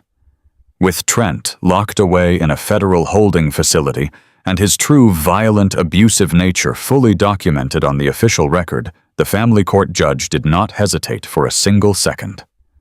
Abigail was officially granted full, complete, and undisputed physical and legal custody of both of her children. Trent was permanently stripped of all parental rights. The heavy, agonizing weight of constant fear that used to press down on her slender shoulders has been entirely lifted. The dark, hollow circles under her eyes have completely vanished. The bright, joyful light has finally returned to her beautiful face. She smiles constantly now, a genuine, radiant smile that fills my house with incredible warmth. With the toxic presence of her abuser completely removed from her daily existence, she has found a deep well of incredible confidence she never knew she possessed. Abigail is no longer the quiet, trembling woman who used to apologize for breathing the wrong way. She is currently pursuing a brand new career.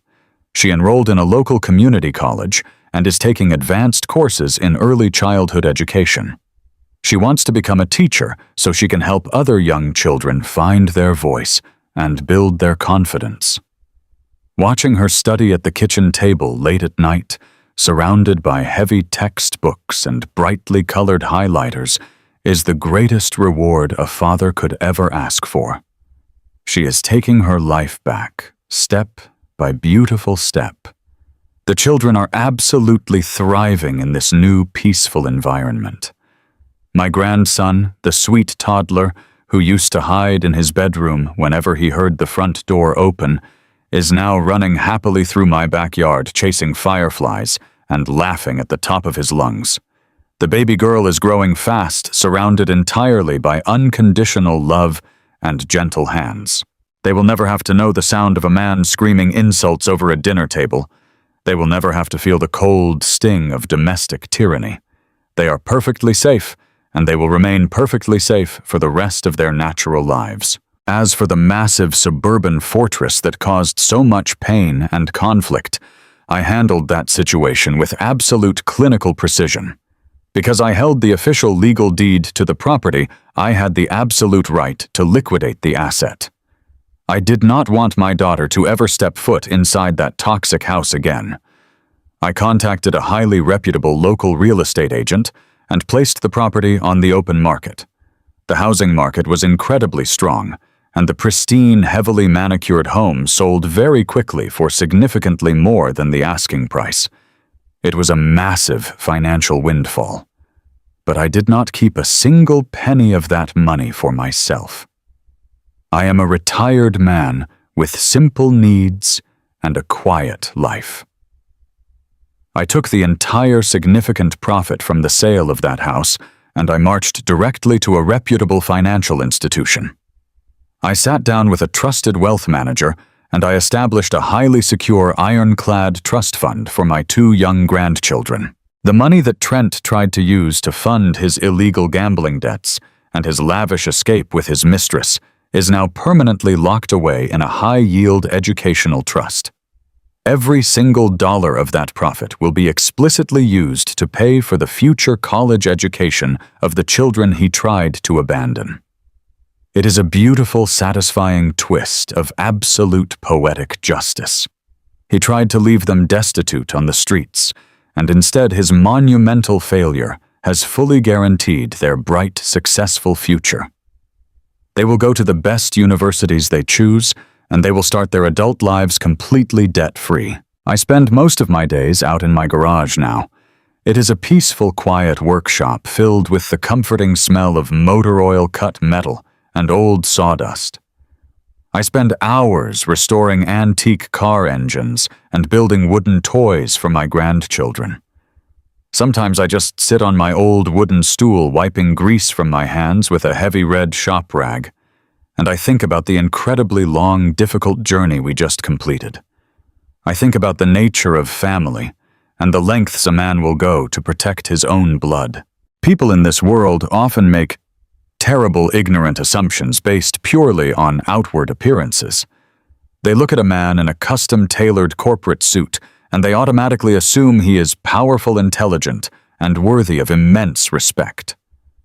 They look at a man with grease under his fingernails, wearing faded denim jeans and heavy steel-toed boots, and they assume he is entirely insignificant. They think because you have gray hair and calloused hands, you are slow. They mistake a quiet man for a weak one. But a father's love is not just about providing. It is about becoming an immovable wall when evil tries to enter your family's home. You do not need to scream or shout or throw violent tantrums to prove your strength. You just need to stand perfectly still, hold the line, and let the arrogant fools break themselves against your absolute resolve. I stood my ground. I built a trap out of cold, hard facts and undeniable legal evidence. I watched a monster willingly walk into his own destruction because his massive ego blinded him to the quiet danger standing right in front of him. The heavy gray clouds have finally broken. The sun is shining brightly over my modest home. My daughter is singing softly in the kitchen, while she prepares lunch for my beautiful grandchildren. The sound of their innocent laughter drifts out to my workshop, mixing with the gentle autumn breeze. The nightmare is completely over. The long, bitter war has been decisively won. We are moving forward into a bright, warm, beautiful new dawn, and nobody will ever be allowed to cast a dark shadow over our happiness again. Did you like my story? And which city are you listening from? Let us meet in the comments. If you like the story, you can support me by hitting the like button and subscribing to the channel so I can keep bringing more stories like this to you. Let me know your current location and what time it is while you are watching. See you in the next life story.